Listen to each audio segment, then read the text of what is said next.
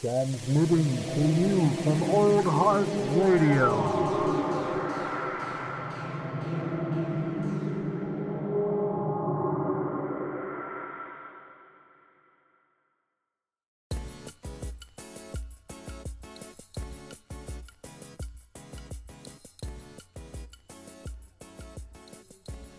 Lift off and the clock has started. Huh. Oh, God. Oh, we Got started. it. She's so aggressive with how she says that. Everybody, we're no longer talking about incriminating things. We're talking about podcast things. Because we're not, we live on the edge a little Just bit don't outside of look the podcast. Just don't look under the rugs. We swept Just some don't. things under there, Yeah. and we don't need to talk about it. Don't We ask are questions good. about that couch. Good moral Christians here at Old Heart. Yeah. On this Minecraft server. So, if you haven't noticed, we are back with the Under Further Review, episode 4, I believe. This is Dusty Gill's time in the line of fire, I'd say. Or dare I say, coins is the name. Points. Oh, Coinks is the name. Hello, Twitter world. There he is. He's on the loose. He's even in the Old Heart Radio podcast. Oh, God. I'm scared. Oh, man. You know, I do still think it's really funny, just like that not funny, it's just like so strange that the only time like he's ever spent behind bars was for like armed robbery, stealing his own paraphernalia. His own, memorabilia in Vegas. Paraphernalia. I don't know why I said that. I had illegal things on the mind. His movie memorabilia, like stealing his stuff from Naked Gun. That's what I was just thinking, like a cutout of him from Naked Gun or something. I don't know, man. The Juice, we follow him, but I don't know if we're dedicated fans yet. You gotta earn that. It's more like just a fun example of some, it's like an anthropological study. Like, this is what humans fucking do. The best thing that came out of, I don't know why we're starting this podcast off on O.J. Simpson. the best thing that came out of O.J. Simpson's life is Cuba Gooding Jr. playing him in a television show. I also greatly enjoyed Charles Barkley's rendition of him on Saturday Night Live. That was excellent. It was funny. Charles Barkley, low-key, is really funny. He's got a lot more comedy chops than I think people give him credit for. It's like when Jimmy Kimmel used to do Carl Malone on the Oh, Man yeah, Show. on the Man Show. This is Carl Malone. The fucking Rain Man, dude. Oh, my God. All right, Dusty, do you have anything to say for yourself before we start digging into your podcast? Coins, I will tell you, just to Gloves support, don't fit, quit. There it is. There it is. Read him as Miranda rights. Miranda rights? I'm just gonna say this. This may be controversial to some members of this council, but I think this playlist was mighty fine, Dusty. There's only a couple of tracks I disagreed with, but the first one was definitely not one of them. Oh yeah. I'll say this about this the whole playlist. Some of them are like stuff I listen to now, but some of them also was just like nostalgic throwback shit that definitely just reminded me of different portions of all of our friendships and whatnots. Dude, for real. Just touching on that, when building mine, I kind of found myself doing this, a very similar thing where I was just like, oh shit, yeah. This reminds me of this reminds me of that. But yeah, what made you I knew you were going to put some Manchester Orchestra on here. Yeah. But my biggest thing was which songs are you going to pick since you're you're such a fan? Dear is one of my favorite tracks off that album. Yeah, I figure it's a good intro song. Yeah. Because Jameson obviously did The Maze, which is another perfect intro. And then obviously they had the new one, Inaudible, but this album, Simple Math, kind of gets lost, I think, in the tracks. And it's just one of those chill, look back songs. Definitely. I love some of the lines about chilling at home, drinking alone, thinking about all the people came to see my band play. Yeah. You know, never to the scale of Manchester Orchestra, but you definitely like wonder that sometimes. Like, why do people decide to spend their evenings with you? When, you know, if you're the one on stage sometimes. Yeah. So yeah, that was kind of interesting. But I like that track. What about the rest of you goons? I'll agree. It's a good reflective song and definitely a good way to open the playlist. I liked it. Approval. Caleb. No, let Nick go first. I have tried to listen to Manchester Orchestra so many times, and I don't have anything negative to say about them, but I just don't like, they don't grab my brain. There's just nothing about them that I find that interesting. Like, I don't see a reason why you'd put Manchester on a playlist when you don't have a Death Cab song on here. Yeah, Death Cab's been played out. I could have. That's fair. Nick, have you looked into their newest album at all? Because I definitely noticed it's like higher production value and maybe a little bit more. Like, I like all of it, but it seems to be a little bit more like attention grabbing, I guess I would say. I don't know if anyone else agrees, but for Manchester, yeah. No, I haven't listened to it at all. For so far, I haven't found a reason to go out of my way to. Maybe I'll give it a shot, but this is just not.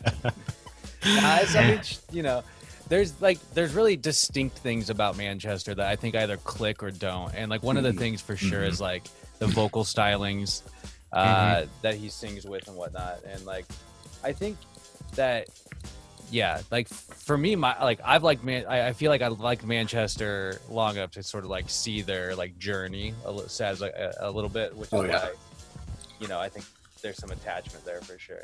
But yeah, I mean, you know, you can tell when the band gets more heavily produced or just more talented as far as the lyrics go, like, and actually being able to sing better. Yeah. Well, and this was a very, like, I'd say, like, in comparison to some of their tracks, especially like some of their newer stuff, like Jameson was pointing out, this is like a pretty bare bones song. Very. You know what I mean? Which like gives you that lyrical focus, which I really like out of a lot of stuff. Sometimes. Anyway, Caleb, I think I have the gavel ready. You should. Okay, let me preface everything I'm going. He's got the sword out. Let me preface everything I'm going to say during this review about how much I love Dusty, and our musical tastes are quite different, and I think that's good. I tried. I listened to everything all the way through. I gave it a shot. I did it multiple times, in fact. And there were some. I'm going to try and say something good about everything because I'm trying to be less of a negative Nance. But I've also been drinking tequila. Yeah, like kind of what fire Nick, in the veins. I have sake tonight. It's kind of like what Nick said. Like, I could see why people. I know a lot of people who do really like this band, and they are very talented. And you know, I've heard stuff from your guys' playlist at this point that I kind of have an idea of the differences you're talking about. But yeah, it just doesn't really grab me. And it's a double-edged coins with the sorry, that was bad. With the vocals, like he's got such a unique and distinct voice that I think that's cool and it's very recognizable, but it's just like it doesn't grip me. It's not my jam, but they're not for everybody, like I said. It's just a band that'll grow on you, or it doesn't. And I'll have to, bounce around and try it some more. But don't lie, fuckface. You are not going to try. I will. I have been. I've been listening to your guys' music. You said. Well, I feel like we can almost all agree on the next track, though. That's the horse. I would hope so. Oh yeah, Horse the fucking band. Well, okay, just Horse the band, but. Yeah, Horse the fucking band. Like this was another one that I was like, I feel like I could pick a litany of at least 5 different Horse the band songs, and I did have to like cut it down from my playlist. But what brought you the Black Hole? The Black Hole. Gravity. The end. It's probably my favorite song on this album.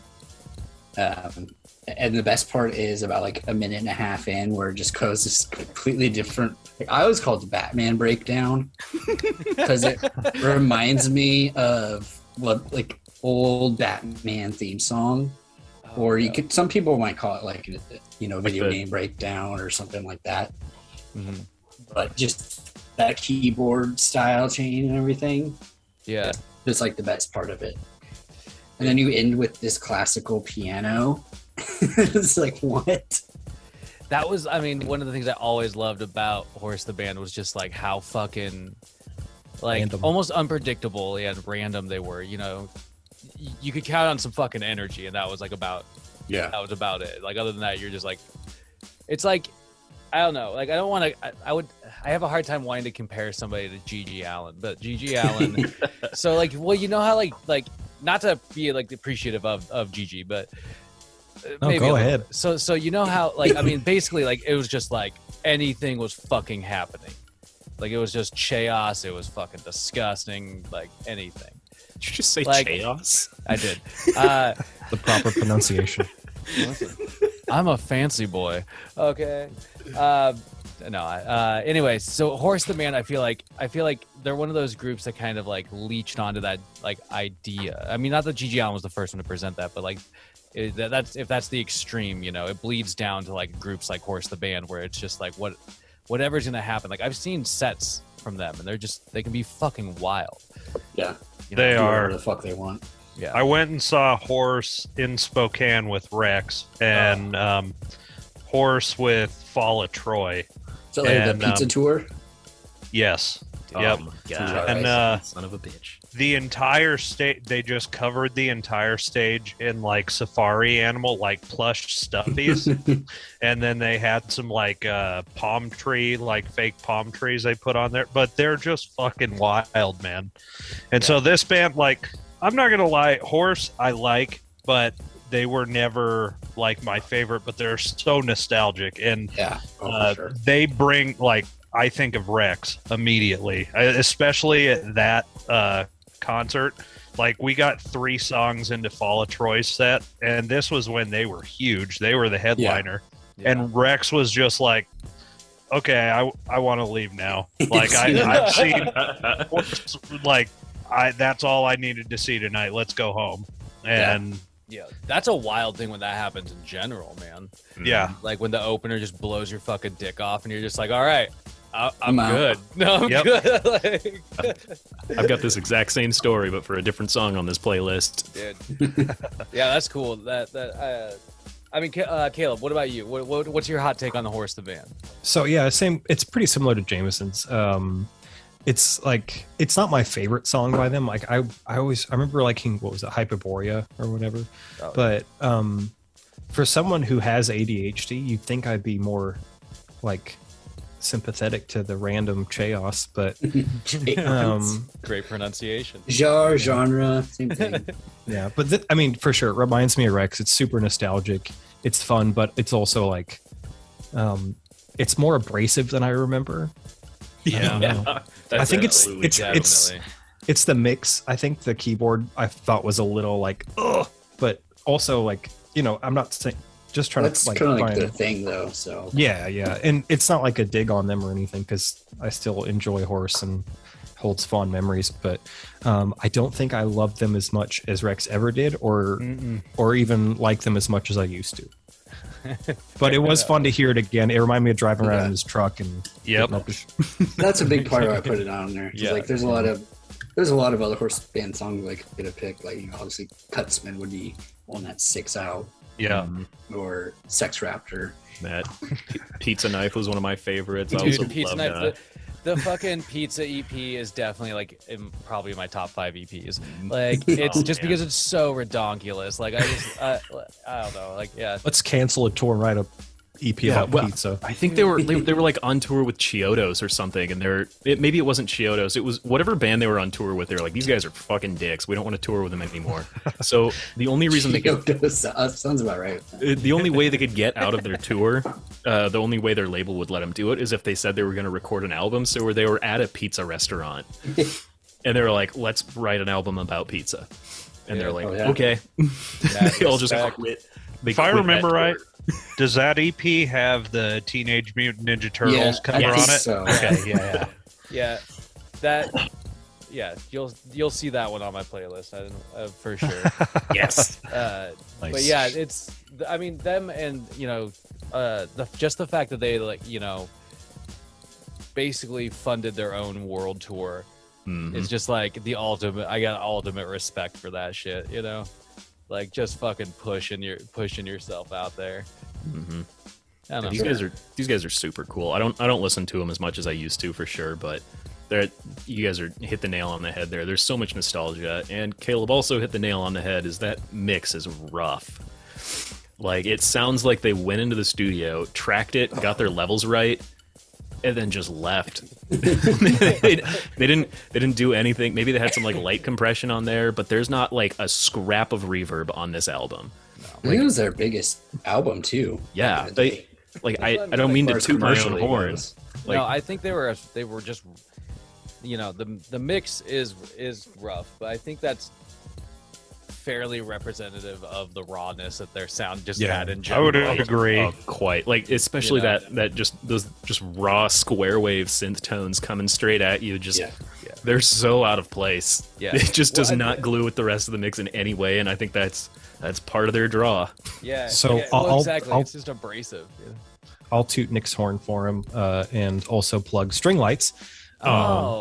And yeah, it's like again, Dusty and Jameson are correct. Like I think the way it is presented kind of adds to the overall vibe.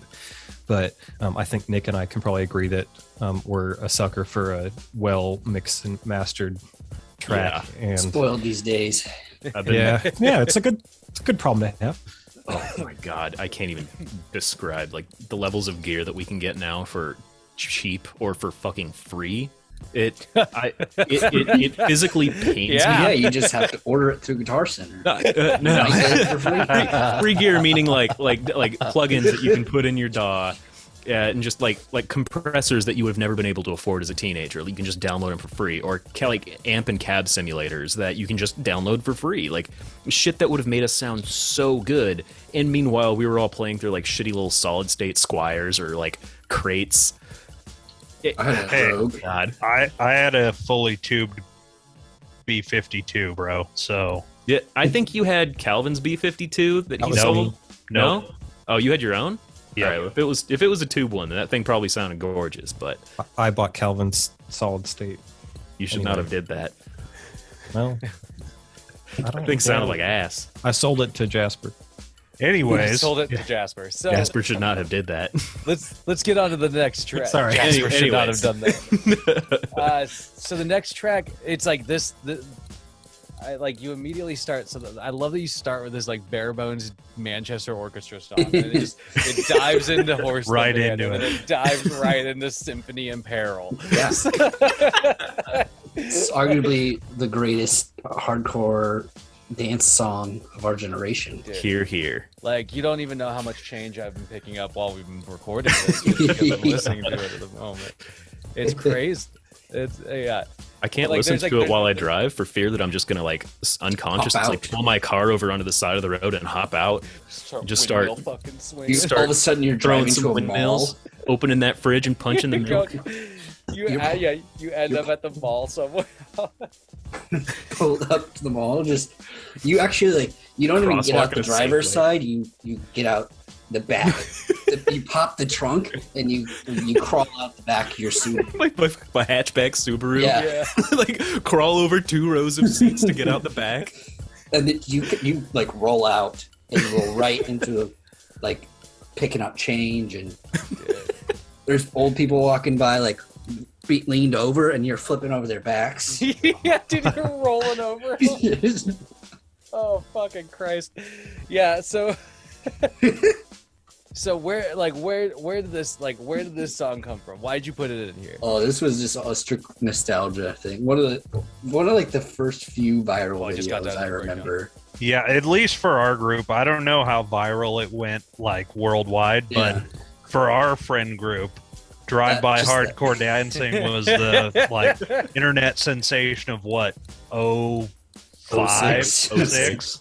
We were driving by that point, so '06 probably. Yeah, sounds about right. Just that it's such We a couldn't have short done- song, but that you get to that breakdown, Yup. and it's just so stupid. So I had not seen the video. No one had showed this to me. So my first exposure was Jameson doing the lines from the video to me, and I'm not at all tracking what's going on. It's just he's like, "Hey man, do you know any good music?" What? Yeah, man. And I'm probably thinking about like Dragon Force or And something. they're like, "Oh yeah, it sounds kind of like this," and it's like, "Ghost."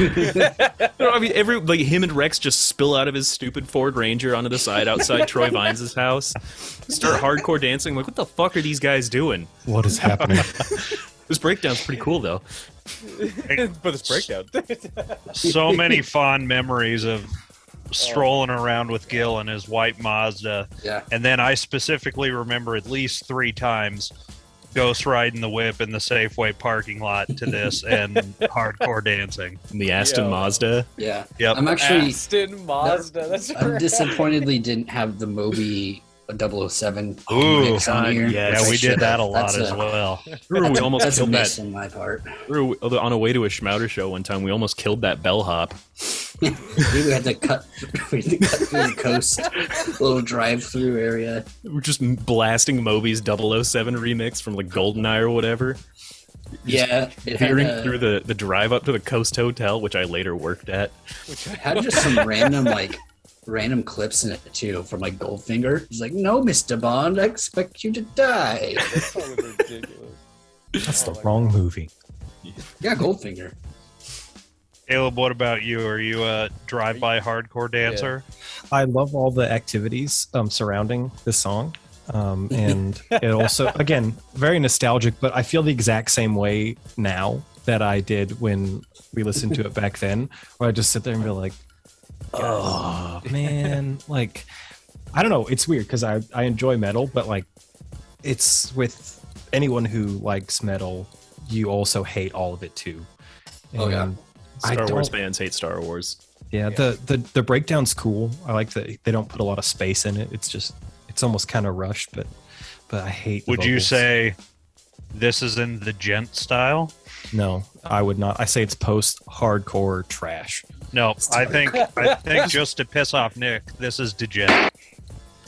Post-hardcore trash. This No, is definitely this is not post-hardcore. No, this is just hardcore. hardcore. Whatever. I mean, this is probably when hardcore peaked. Yeah. Definitely. This is like hardcore Well, prime. Well, hardcore's peak was a ruined orgasm.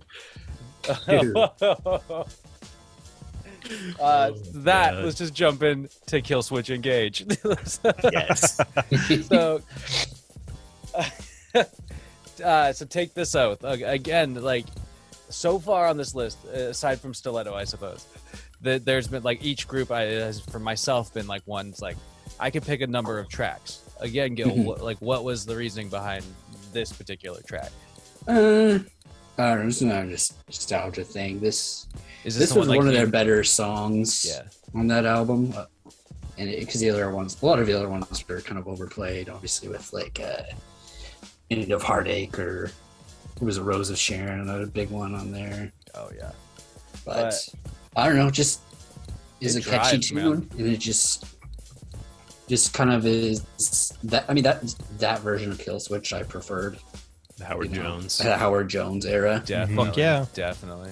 It just reminds me of that, and listening to Holy Diver Yeah. just bust around me because it wasn't on this album. It was just a single, but it was right at the time when I feel like this album came out and Kill Switch was like peaking. Yeah. Yeah. I think you're. Yeah, I'd say so. I think this album was kind of like when they were really like getting their popularity on their own. Yeah. But yeah, this like it has some classic like elements to it, like a Kill Switch song. Those like really kind of driving moments, and it has those like really it has like some of that melodic moment. Yeah. Vocal work. Howard. Man. It is. Howard set like entirely new standard for like metalcore vocalists. Like just his absolutely just stupidly powerful, clean vocals mixed with his screams. Like I think his screams like changed what screaming in music was, just because it was actually pleasing to listen to for once. Yeah, it wasn't shrill. Yeah. Yeah. It also reminds me of Warped Tour, seeing them right when this album came out too. Mhm. Like I feel like they played right after Poison the Well, like right at the start of Warped Tour that day. And Was then, that? Were we together for that, Gill? I can't remember, but I think it was the only Warped Tour I went to because the Coheed closed that show. And I don't Yeah, think I they played. I was gonna bring because I remember seeing them at Warped Tour, and I don't remember the lead guitarist's name, but Adam like, something. yeah, Adam, and he was just dressed up ridiculously in cut off shorts, and he was calling his guitar the Emo Destroyer because Hawthorne Heights had Yeah, they just were- played before that. Yeah, they were either going to play before or right after or something like that. And he was just making fun of them. Yeah, I wasn't there for that, but That's I'm probably sorry, I great. felt like that's one of the closest times I've ever been to dying because they Yeah. did a Wall they of did Death. a wall of death, and I was in the front row, and I went down as soon as it happened, and I thought like that's maybe the closest I ever thought I was to being like to dying. But luckily, Fucking gnarly. people saw Somebody me and lost an pulled ear me up, during that. and yeah, that's right. The way of the pit, man. Mosh pit etiquette is so fucking respectful. There's just nothing quite like it. The Yeah. Wall of Death is just a logistical nightmare. Really, circle pits may be worse. Wall of death is just arrogance of man. It's not possible to pick people up and be courteous. Oh man. Oh, No, man. I was. Yeah, This what was. about you Yeah, on this was one of the few songs I was like, okay, cool. I really like Kill Switch. It's not my favorite album by them, although, like I only, like you said, Dusty, like I only really know the ones that have been overplayed. I've actually been playing a lot of Kill Switch lately, trying to get my chops back. Great fun, but I hadn't really heard this one that much, so it was cool to, it felt new to me, even though Kill Switch isn't. But Yeah. yeah, I was more of a As Daylight Dies fan. yeah, that was in my mind that was like their most popular album for sure, as Daylight Dies, but they're both great. Nothing bad to say about this one. Yeah. You're Fair enough. wanting a lot of zeros so far. Probably one for 25. Maybe. I said I had a similar story, but I saw Kill Switch Engage on tour. Caleb was there too. We saw them For with sure. with He Is Legend, Chimera, and Dragon Force, and then like 3 songs into Kill Switch Engage, we were all so tired that Rex again was like, I've seen enough, let's go. So we all just left halfway through a show. Like before I even like started appreciating Kill Switch, I left their show Yeah. early, and I wish I would have stayed, but Me too. I was bummed about that because I really hadn't heard them that much, and I was like, "This is cool. I like Yeah. this." I think they opened with My Curse, and I remember them dropping the curtains, like the little banners, and I was like, "Oh, this is sick." their stage Okay. show was absolutely massive. Too. Moments later, we leave. Yep, we saw him at the Paramount, which the only other thing I've seen at the Paramount was like the stage play Jesus Christ Superstar. I don't know that they do a lot of shows at the Paramount anymore. Tenacious D filmed that special there. Oh, yeah, nice. that's When The Pick of Destiny came out, they had a special. It was right. live, Live from Paramount. concert, right? I don't know if they do a lot of metal shows there anymore. I've seen a ton of shows there. Have you really? What the Yeah. hell? Anyway, I don't know if I've ever seen a show there. Yeah, okay. Well, I think we can all agree on this track, but next up is another Manchester Orchestra track. So Yeah. I figured one was going to pop up from this album, The Groceries.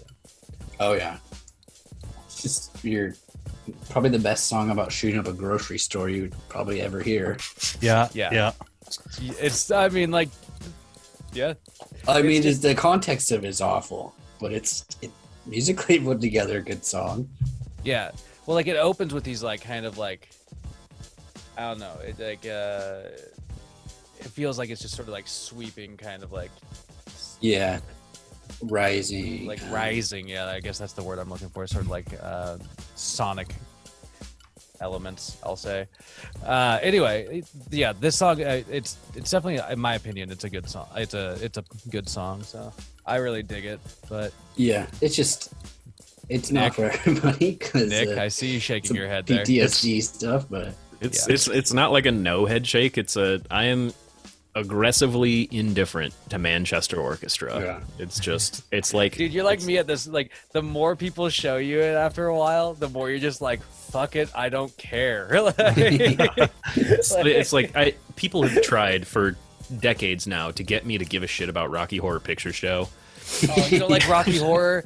No, I have tried so many times. Leaving the chat. Like I had good like incentives too. Like it's not that great. But I tried to like it to impress a girl. I tried to like it because there was like a crowd of people that I could have gone with to it, and I just still cannot give a shit about Rocky Horror. The things we've done because you liked a girl. Rocky Horror Picture Show and Manchester Orchestra. I just don't give a things shit, Nick man. can't give a shit. Just can't. I don't know. dislike them. It just I don't care. Yeah. So Well- this song, I really like. It's really interesting how it builds as a song, because listening to it at the beginning, like if you listen to just the music of it, the way it builds is so strange. Like the initial musical track of it is just kind of cheesy and weird at first. It's just kind of happy, but then it builds and builds and builds. And if you listen to the lyrics and add into that, like it's kind of, in my mind, it's basically just you're seeing like the actual, like the pinnacle of somebody losing their mind, you know? And so like if you put the context of the story they're trying to convey in this album, like it makes a lot more sense and it turns into a really powerful song. But Yeah, I think you It's you tough gotta to- have that backstory. Yeah, it's kind of hard to go into that one blind. Yeah. But you're right. Like, I think you're kind of right where it's almost like because of how it builds up, you finally hit this point where there's like, it's like almost like some, pressure has to get released. Yeah. That's when the song really kind of starts spilling out at parts, I think, which is interesting. But Caleb, So you liked it. We know you did. I didn't. That's the I'm with- tequila talking. That's No, it's not. It's me. It's me. It's all me. My will is too strong. Tequila can't fuck with it. No, it's like I liked it better than Deer, the other song on the playlist. I will say that I agree with that. Yeah. And to kind of refute what Jameson said, I knew it was about that because we talked about it previously. But I was just I don't know. It's I don't have like all out vitriol like I do for other songs that are coming up. Yep. Oh yeah, we're gonna get to the meat potatoes of this list here. Oh, buddy, I'm gonna cut you up a fucking porterhouse and serve it to you rare. Anyway, Sounds delicious. Who peppered what earlier? yeah, I don't know. That's not a good warning. That's not a threat. Like you like don't threaten me with a good time, buddy. I'm ready for a big rare porterhouse. I'm really mad. I'm gonna cook you the best cut of meat anyway. I'm gonna overcook you that piece of meat. That's how Oh mad god, I yeah, am. there you go. There you go. Do No, it. Serve it well done with ketchup. Throw it in Oh, the dehydrator bitch. for a month. No, it's like They're they're. jerky. Okay. I like again. I give them points for like their distinctiveness and originality because they are. At least the vocal, maybe not originality, but like I can tell it's them because of the vocals. But yeah, I don't fucking care. And I remember looking at the album cover of the dude hanging from the tree, and I remember like having an evil thought, like, and I debated whether I'd say this, but I was like, I hope that's just the guy who writes all this because I'm ready for it to stop. it's actually a woman. Actually, that's hanging from the tree. Don't you assume? No, it is. She's a. Oh, is that part of the story? She's some other indie artist that they basically used her like this. They killed her. they're more Wow, what black an art metal than project. you know, guys. I will say that cover is pretty black metal. It's not true cult. No, it's not true cult at all. We'll have another conversation. All right. Yeah, we'll branch that one off some other time. What about the next track? I've Been Dead All Day by Bayside. Well, I just think one song about death kind of Flows into another. flows into the pop punky meat and potatoes of this list. Yes. So I've never really gotten too far into Bayside. But I didn't really either until Nick kind of turned them on to me. I mean, I'd heard of them just because Yeah. of Luke. Yeah, legitimately the same. Like, but I actually dig this track because it's like, for me, it reminds me of a lot of like things that I've kind of thought in a small town growing up, and sort of like things I've kind of thought of. And I was like, God damn it, is this one? I had to think. I was like, is this one of those Midwestern emo bands or whatever the fuck we were talking about in the other podcast? Over there. No, I think these are just like post-hardcore. These Okay. guys were around Like- at the same time that like Hawthorne Heights was doing their thing. Yeah. Okay, yeah, because I thought, but that was my other thought. I was like, I feel like they've been around for a hot second, so it's like, Oh yeah. and I think that other genre is technically kind of like maybe newer or whatever. Oh, Yeah, we'll this get is into the one of other their one. newer. I think this is their newer albums. Okay. When did this one come out? Let's I think see. it I was got a year it or pulled two Uh, up. ago. Vacancy. 2016. Oh, okay. Was Yeah. Devotion and Desire This on this reminded one? me. This No, reminded me of a that's the fucking older drinking album. song in a way, though. Hmm. Like you could definitely like swill some fucking beer to this song. Devotion to Desire was 2005. So Okay. Yep, that's why I liked it. 2005. One down the hatch. no, What, it's just what are you drinking, by the way, Nick? You mentioned you have sake tonight. I do. I have here. I've got the actual bottle. I'm drinking it out of my serving Tequila, bottle. sake. This is You got a Momo. claw.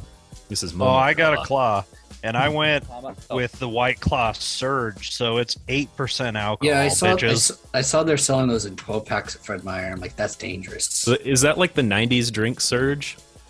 No. Oh, I wish. It is I mean, if it White Claw. tasted, I mean, Surge was just like extra sugary Mountain Dew. Yeah.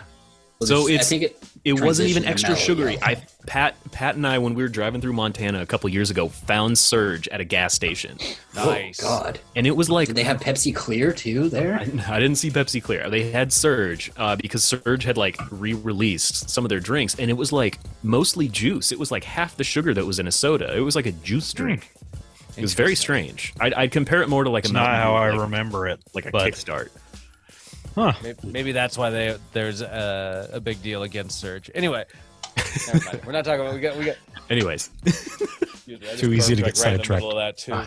Okay, Let's- so Bayside. Okay, so did you guys say that this album's from 05? This one's from 16. 2016. Oh, okay. I was like, okay, I'm catching up now. Yeah, I don't know, man. I kind of like I had no like big qualms with this track. Like catchy I said, tune. it seemed like a catchy tune to me, and so I was kind of down with it. Jameson, what about you? I would agree. Yeah, Bayside, just his vocal style's just kind of catchy, and it's just Yeah, there's not really any other way to explain it besides catchy. You know, I don't have strong feelings about it, but I listened to Bayside back in the day a little bit, and you know, I'd check them out some more, listen to some of their newer stuff, but not like a huge impression besides, oh yeah, that's catchy. fair enough. Caleb, do you want to go before Nick or after Nick? Well, let's let him go. I think he Nick? likes them. I do like Bayside. I mean, I think Dusty mentioned that I tipped him onto them, but I've been listening to them because they just kept popping up in my emo playlists on Spotify, and I really dug them, but not in the way that I dug like my classic emo bands. I listened to him, and the guy's voice just reminded me of Ben Gibbard in a way that I kind of realized that when I was listening to Death Cab back in the day, what I really wanted was Bayside. Yeah. So it's got more energy, man. You just wanted Yeah, more hardcore, I guess. yeah, More I driven. mentioned that track "Devotion and Desire," and that's That's a good one of one, though. that's Yeah. one of my favorite songs. So Bayside is always a winner for me. This song is like, it's kind of like a show tune. I'd expect to see it in like a Broadway play. Yeah, I don't know why like jazz keeps lively. coming to my head. Mm. Kind of It's jazzy. very like I'd expect like a choreographed like storytelling thing going on, like a jazz fingers. Some kicks to this, man. Like, I think the music video of this song is just them in a car picking up random fans in the streets and having the fans listen to the song that's kind of cool. and then getting their reactions. That's kind of neat. You're like, wow, this is not what I expected. I think it's one of their most like out of character songs, but super good. I'm surprised they were able to find enough fans to film that. Oh, Caleb, what you got about this? They might have track, thought it was the man? cash cab. So Fair. Fake taxi. I've hoped for that. Yeah. Anyway, Caleb, what are your opinions on Bayside? Oh man. So I would say that is in the opposite end of the spectrum. I really hate like mumble rap or like Billie Eilish, how she like kind of like she mumbles. William Eyelash learned to enunciate, but don't enunciate this much. That's too much. It's too much. It doesn't sound organic. Singing like I'm getting fucking upset right now thinking about. Thinking about William Eilish or Bayside? All of it. All of it. It's just I don't know why, but like when people enunciate that hard in a song, it just everything else is fine. Like you know, I'm not gonna shit on the musicality or you know the arrangement, any of that. Like it's fine. It's not just, super. It's the not super. vocals that you hate the most. Like why are you talking like that? We know you don't talk like that. Stop it. You're bothering me. You sound like a third grader giving a fucking presentation of what you did that summer. This year I went to Montana with my family. It was really fun. Like, stop it. I think like so. This song in particular is like extra guilty of that. I will say that, and that's kind of what gave me the show tune vibe. So I see where you're coming from. and I knew that it would slightly trigger McGrady on this, so that's why I picked that one. I will say It that also like, is a catchy tune. like the one redeeming quality of you know with any of the tracks that I have something negative to say about, it did make me happy because they made me think of like driving around in the Aston Mazda and how I always remember how that car smelled. It had, I don't know, you had some air freshener I really liked. It was Febreze. Yep. Strictly to cover the smell of either gin or Black and Milds in that car. Yeah. I loved it. It just reminds me of like driving around with you and Scott Weiss and you know just like okay trying to keep an open mind back then and be like yeah, it's not for me but these guys like it and that made it like you know there's always that so it's not all vitriol but also I'm trying to take a breath right now. As a quick sidetrack, I remember so many times us going to Safeway at like 1 a.m. and Febrezing off in the aisle at Safeway until we realized, holy fuck, we could just buy a bottle of Febreze and keep it in the trunk of Dusty's car. Well, the whole reason I had that initially was because Such teenager logic. Yeah. So I had that in my car initially because I got that car from my aunt who was a chain smoker. So my parents threw it in there to help combat the cigarette smell, which it actually worked because it didn't really have that like chain smoker smell to it. No, It did a little. Those are the Black and Milds. Those, That was part of the charm. Dude, Stop Aston smoking Mazda Black and was Milds, legendary. bitch, you nasty. Oh man. Okay, so Kidding. Don't stop smoking Black and Milds. They're great. what's we got? What's the next track? It's So this is a Flower by Alex Melton.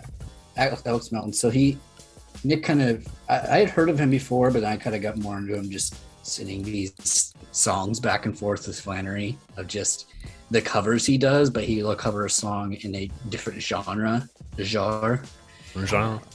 And I don't know, there's so many I could have picked from because I don't know if Flannery had a few on his original playlist and they didn't want to recycle them. It came down to this one in Simi Charm Life and Fat Lip. So, but this one I think probably is one of his better covers just because I'm not a big Post Malone fan, but the song was from Into the Spider-Verse, which I actually liked that song in there, and it worked really well. And so it kind of reminded me of that movie a little bit, but in more of the pop punky Blink-182 style. So just kind of that nostalgia sound to it, and it's just, I don't know, just catchy. Fair enough. I'm just looking at the cover now and realizing that it does say Post Malone on there. I had no PBRs and idea this was tellies. a Post Malone cover song. Yeah, he covered a few of his songs, I think, on this. Yeah, Yeah, he has I'm like just a not whole familiar album of with post the Malone- covers. with the Malone. Yeah. Like Circles is on there. Yeah. Oh, dude, don't stab yourself. Careful. But I lost my yeah, windscreen. I imagine though, like I've just never been a big Post Malone fan, and Understandable. Yeah. I'm not a postie. Okay, He's really grown on me. but When I know Post Malone is probably listening to Old Heart Radio, so He's like, fuck Dude, this. Block. Post, please come on. We'll review one of your playlists, Post Malone, because I'd you love to seem do like that. a cool fucking guy. Yeah. Dude, you know he's like There you actually go. pretty good at guitar too. Yeah. He was like auditioning Really as the good. front man for like rock and punk bands before he decided that he was just gonna be Post Malone. You'd probably just be microdosing too. The whole thing. So, but be interesting. My point is that like I'd I hang with Post prefer I imagine I preferred this song in this format than in his original format. They're both really good. I bet if you rewatch Spider-Verse, you'll probably catch it and be like, oh shit, that is that song. Because I didn't realize the at song first he made it Miles is. specifically for that. Yeah. Did he really? I didn't know Yeah. that. Huh. So it's only on that soundtrack, I believe. That explains why I never heard it prior to that movie. Yeah. Well, on a more specific note to Alex Melton, like I hadn't heard of him before Nick's playlist or from Dusty, and he's fucking awesome, man. I go on his YouTube Yeah, quite he usually often. drops a song, a cover every week. Yeah, And just like some nostalgic song you remember, like he did fucking Vanessa Carlton's 1 week or something like dude. that. Oh yeah. That's what So I'm saying. Like, I'm like, I think that's cool. Like him, like artists. Or 1,000 Miles is what it is. Yeah, he did. yeah. He did Bare Naked Ladies 1 week as well. Oh, dude, I almost put a Bare Naked Ladies track on my. Playlist. Oh yeah, Oh my God. let's do a whole playlist Bare Naked. So when he did 1 week, he did 1 week in the style of Blink 182, and I think something that Alex Melton like excels at is understanding like the musical style of a band. So one of the most I think impressive ones that he did is he did a cover of Machine Gun Kelly's track. I think I'm okay, but he did it in the style of like 11 different pop punk bands, and pop punk is a genre that you can absolutely accuse of all sounding the same. yeah. But when you hear Alex Melton do 11 different specific bands, you realize how different they are. He'll usually put what pop Yeah. punk band or whatever he is covering on there. I mean, and for me, I'd be able to tell because I know that 4 Year Strong is going to sound completely different from like, Starting Line, I think. He yeah, does one. Starting Line is like one of the cover. first ones. But it just, he hops around between these genres because he understands them so well. Like when he covers Blink, he doesn't just like make fun of like their singing styles of like putting oys in every vowel. Like he's also like mimicking Travis Barker's like way too complex drum beats or like the overly complex guitar licks that you don't really notice are there until you go back and like take a look at them. I don't know. Driving bass. Yeah. I mean that's really cool that he like. I think that's a really fascinating point about Melton is that like he seems to like really dig into like the that particular like band or like the aesthetic of that band as well as like the genre. Right.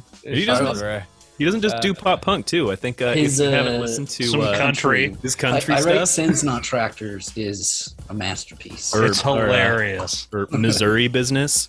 yeah. Oh god. That's pretty clever. I'm about to check some more out. In Too Deep. this?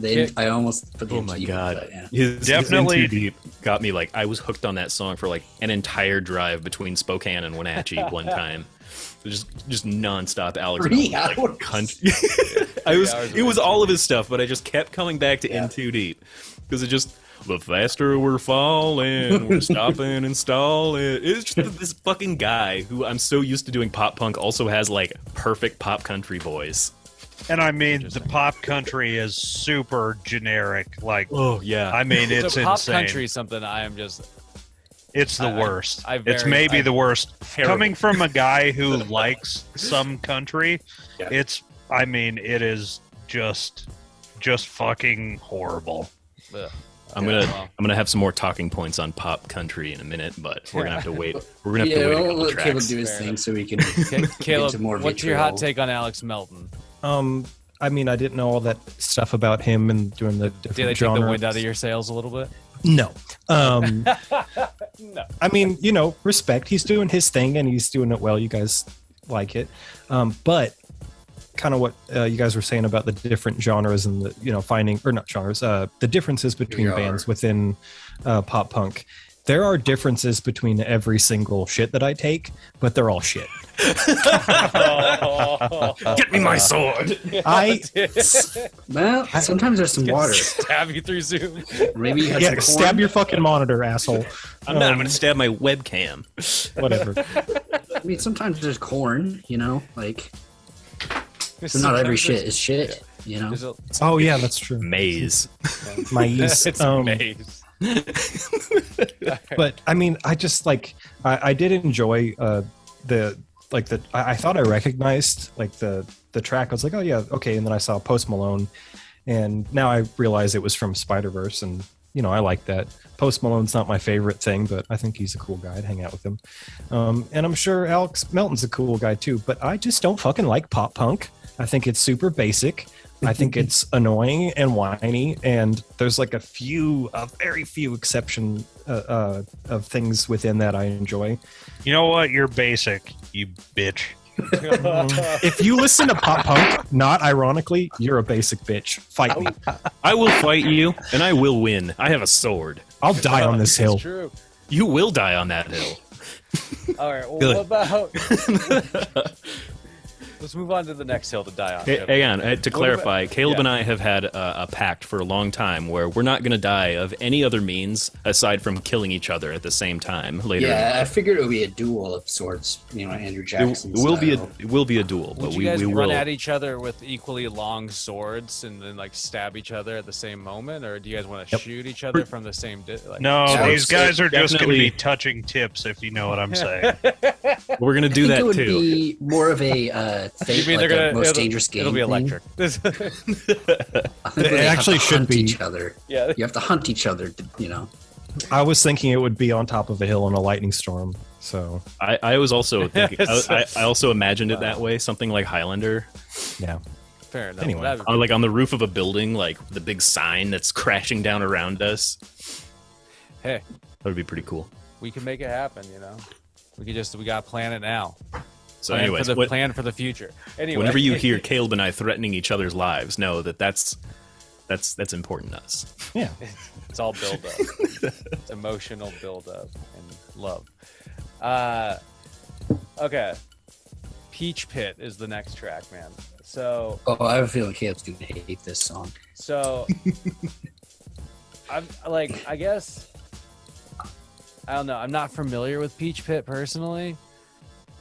Black licorice isn't something I like. You understand the context of it, then you're all right. The rare Jared gavel. Yeah. I don't know. It's just too. I guess I give myself a really off time one. I don't know. I don't know. These kind of jams remind me of working. Oh, or being licorice. And so it's just sort of I don't know. It's I have this really big confliction with music where it's I feel like the way I've had to listen to music at work has ruined listening to music super hard. And so things like this, I think I don't really get a chance to appreciate because I have a really hard time getting past that barrier of God, this feels like fucking music that just plays mindlessly at work. And I don't mean that in I mean, there's merits to some of those songs. Maybe not some of those Mumford and Sons songs, but But anyway, so I'm gonna have to take a pass on Black Licorice personally. But Caleb, you're not you. Jameson. I had never heard of Peach Pit. I fucking love this song. And put some context into this. I hadn't heard it. I hadn't heard it until Jeremiah turned me on to him, which Jeremiah will listen to everything and anything if any genre or a chance. Yeah. So that's what I respect about him. But I was I just don't feel like that's a band that he would have liked. But yeah, he turned them on to me, and I don't know, it kind of strikes a chord. It is one of those things, I guess, if you have a shitty relationship or you go through a series of shitty relationships or almost relationships, as you would call them, and you feel like you're just unwanted. And that's what that's the context he's coming from in this song, where he's black licorice, and he's what's left in the bowl, much like the peanut M&Ms that are always left, or the peanut M&Ms are fucking good. Yeah. Well, peanut M&Ms are great. That's a really licorice. fascinating point. Like, I guess that's my trouble, Dusty. Is I feel like I just didn't really when I was listening to it while opening at work, it just I wasn't paying attention to the lyrics or anything anymore, and so I didn't get the context of that song, I guess, very much. So that's kind of an interesting concept for me. But it was I remember it just kind of struck a chord with me. It was the start of the pandemic, so the dating world was kind of fucked. It was just Tinder relationships. So and so you get a lot of that. It strikes a chord. Whenever I hear it, it kind of reminds me of that last spring, just how fucked up everything got so quickly. Yeah, and this song also got the stamp of approval from my son Ernesto Savage. Guitar riff. Yeah, this is probably, out of all the playlists, this is his favorite song. You turn this on and he immediately just starts dancing to it. It's that guitar hook, man. It's so super good. catchy. I love this song. Thank you for turning me on to Peach Pit, because I like him a lot. Mm-hmm. Yeah, you should check out their song Aphrodite. I think I like that one personally better. Alrighty, Aphrodite. I almost picked that one, but they're both. Yeah, they're really good. I'm gonna have to. So, Jared, I understand where you're coming from with it reminding you of work. Coffee shop music. I could absolutely see where you're coming from there. I think Caleb might understand why I'm not overly fond of hiking or camping or a lot of outdoor things anymore. That's because the Army absolutely fucking ruined it. Anything that you can do outdoors, the Army will make it as unfun as possible and just completely ruin those experiences. Air conditioning is God. Oh God. You think you're gonna sleep through the night and wake up with the dawn, go to bed at a campfire? No campfires. It's pissing rain because you're in Washington State. It's February. No fire. You get to sleep for about 2 hours. Someone's gonna then wake you up so you can walk a lap around the whole fucking camp for an hour, and then you're gonna go to sleep for another 2 hours. Wake up, sit in the pissing rain in a goddamn gun turret with a fucking piece of plastic over it. It's awful. Anyway, so I know what you're feeling there. I think this is not at war. This is in Washington State. Yeah. Nothing. I don't know why we did that. I didn't learn anything. I don't know why we did that. I was an intelligence man. Why was I sitting in a fucking gun turret? Man, I've asked myself that a lot of times. What am I doing? I don't know why I did that. But okay, so since I don't work in a coffee shop, I don't work in a place where I listen to a lot of, or I'm forced to listen to music. Obviously, people who work in retail hate Christmas music. Dude, it's the worst. But go ahead. Don't even get me started. I can't Okay. We'll circle back. We'll do a holiday theme. We'll do a UFR Yeah, Christmas exactly. playlist. Exactly. Oh, God. Episode. We'll all contribute our 25 songs. Dude, And- it'll just be the Christmas in the Underworld trilogy from me. Yes! That's all. I'll probably sprinkle into Bob Rivers' Twisted Christmas. I've got a Danest track. Hang on. Oh, yeah. We'll get into that later. We're Anyways, branching off. actually, I really like Peach Pit. I thought that guitar was super hooky, and normally I don't like things that sound as poppy as this, but I like indie rock. I have for a long time. Scott Weiss got me into it. Dude. And Same. I don't know. I think this song's a lot of fun. It's not my favorite. It's clearly not my least favorite. We're gonna get to that. Oh yeah. No, I'm kind of on the same page. I think it's cool, the the meaning behind it and the title. It's very fitting. It's there's a comedian Jameson and I like called Ryan Sickler, and he has a podcast called The Honeydew. It's the same concept. What gets left behind in the bowl, nobody wants it. Anyway, I think that's cool. Yeah, the guitar riff super fucking catchy. The vocals they're fine. It's kind of that similar thing where it's it doesn't bother me so much that I dislike the song, but it's also not gonna keep me coming back. Like but the guitar, definitely. I think it's a fun song, but it's a little lukewarm for me. That's so not so bad. The vocals I did think were kind of like the weakest part of it. I mean, they had all of these parts that stood out, like this beat that was just simple and then just gets glued in your head. This guitar hook that was just immediately, instantly, like it's one of those things you're gonna whistle without thinking about it. It's just so catchy. And then like for vocals, they choose to do like a soft vocal pad, like harmony That's where just you can't. that guy's. It's kind of their style. It seems like. I get it. Well, I would have done it different, but I'm not in a successful music band, so. what's the name of your project though? It's called String Lights, and we don't have any music out yet. So String Lights, everybody. So stand by. I've got an EP that I'm hoping to release by the end of September. It's gonna be synthwave. Oh, synthwave. Way, brah. Let's review it on here. If I remember Well, right, if we do review it on here, we can probably also listen to it because there are no copyright claims on any of my shit. Oh, that's true. Ooh. Interesting. But Not if yet. we're talking about strong feelings, this next song, if I remember right, Nick has some real strong feelings about. I want to So, take a quick break and let's wait. you- I have. and- Oh Okay. yeah. Yeah, should we take our Yeah, pee break and Let's split take it? it. I'm gonna take a back seat for a minute. All right. Okay, fine. Well- It's gonna be like that. Dusty, what's the next track on the playlist here? This is more of a controversial pick. on my I don't even part. know why it's controversial. I don't I'm know. still, Yeah. like, I'm This really band's like, this band's a kicker. I don't understand Nick's hate for this, for the front bottoms. A kicker on the Dolphins. Oh, I'll explain. Jason Sanders is a great kicker. All right, Okay. he's a all pro last year. But I know I like the front bottoms. They were turned on to me from listening to Manchester because they tour a lot together and do stuff with like a lot of them and Kevin Devine and stuff. But I mean, I could have picked quite a few different songs. Though this is not the best song on the album. It's called Camouflage.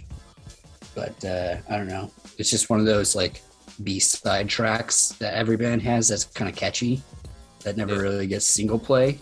It's just, I don't know. I don't know. I liked a lot of their stuff. I mean, I can see where people don't like them. I mean, it's nothing different than any other emo-y band where it's going to have a whiny singer. Yeah, listening to Flannery's Vitriol last week, like listening to it, I was like, I don't understand why this is disagreeable compared to any other like indie emo band. Like, it's good. I liked It's it. not even but their best album because it's just a newer one. But I mean, they have some really catchy tunes. fair enough. Caleb, so for this one, should you go first or should Nick Oh go? yeah, I think Nick might have.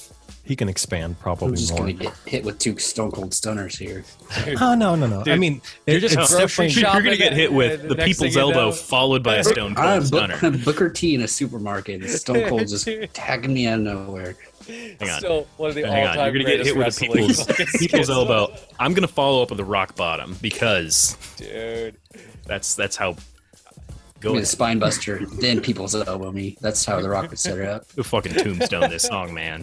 I'm a little lost because my dad didn't let me watch wrestling or NASCAR because of his English snobbery, not because of the content. I learned that. Anyway, The exposure. The only reason I have wrestling context is because of Troy Vines, man. He was like, I would go to his house all through childhood and like get exposed to things I did not get to see at my house. Yeah, I mean, Jim was like my dad and mom, where they didn't care if I watched Jackass. They actually watch it with us. Thought it was funny. They're like, That "It's just- on. that was totally You're Jim. interested. Jim's like, "Oh, did you record South Park last night?" that's why you and Troy are well-adjusted, nice people. I'm right on the edge. I want to hear your hot So- take All there, right. Yeah. Nick. Just so, keep edging. Was building that edge in. Well, I mean, hold on. Caleb, Caleb, build him up. so Fluff Nick's yeah, front bottom, and then we're gonna hear it. after Nick, yeah, like kind of similar, like a little different take than Jameson, but when Nick was, really hating on it, I was like, okay, what's going on here? And it didn't upset me too much. It wasn't like, I don't think I have the same vitriol, but it was also, yeah, it's kind of whiny. And in my opinion, and again, no reflection on musicality, just personal preference, kind of basic. It was and I spent too much time thinking, why does Nick hate this so much? Yeah. But then I kind of sat there and was like, I'm excited to hear that, but I don't really like it either. That doesn't I mean, surprise I me, could have okay. picked a worse song to It's not a bad song. It's just it's his voice. It's all like there's no rhyme or reason to what I like about a singer, because I like Rush or I mean, I could name, if I wanted to, a bunch of different bands that have whiny or like kind of like, I love Circa Survive, super whiny, or The Used. So the rules don't apply evenly. It's just it didn't grab me by anything. It was kind of like, yeah, not even okay. your balls. Yeah. No, definitely not the balls. Nick. Let's discuss this.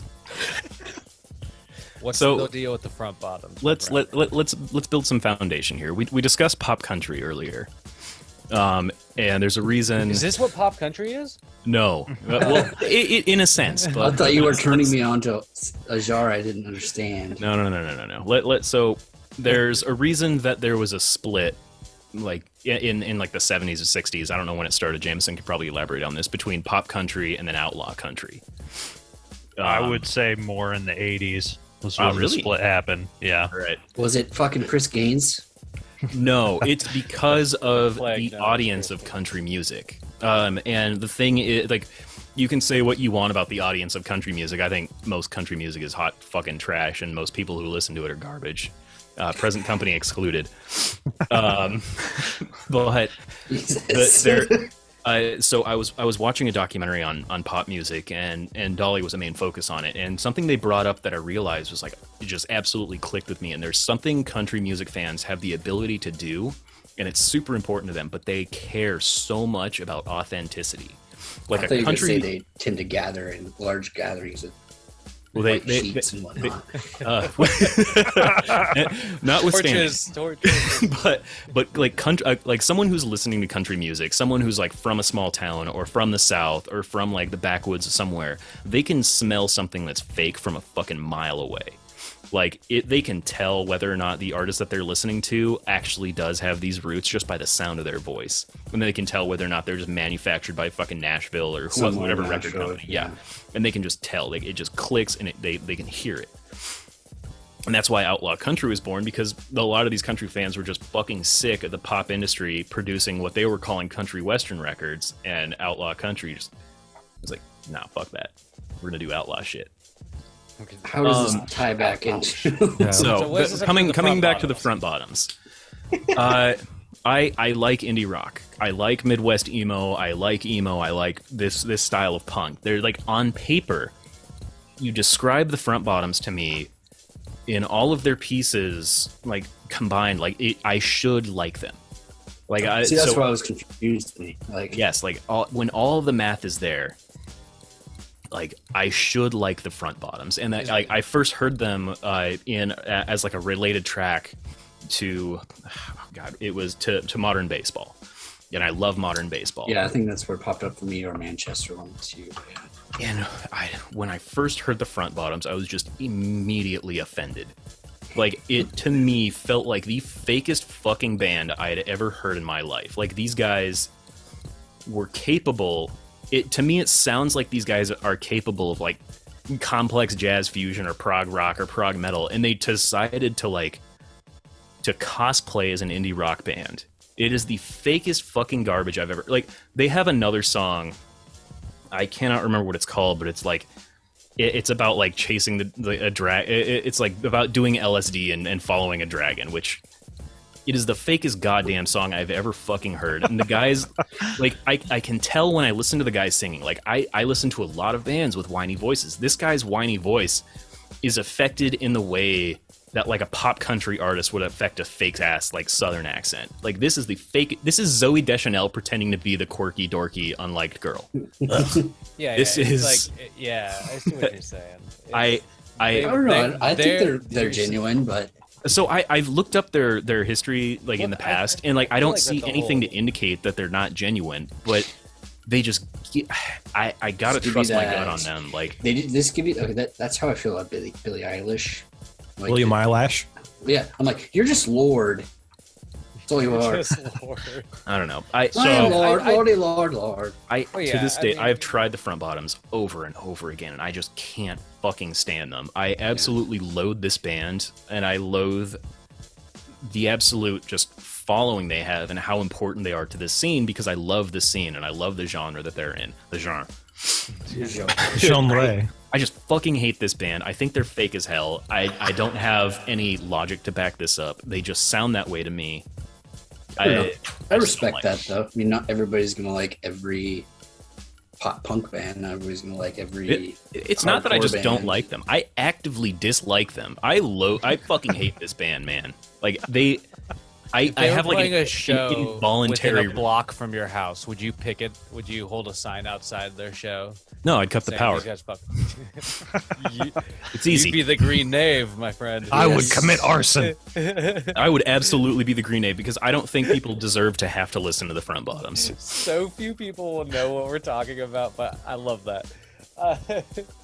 Well, tell me how you really feel. They have to listen to other podcasts.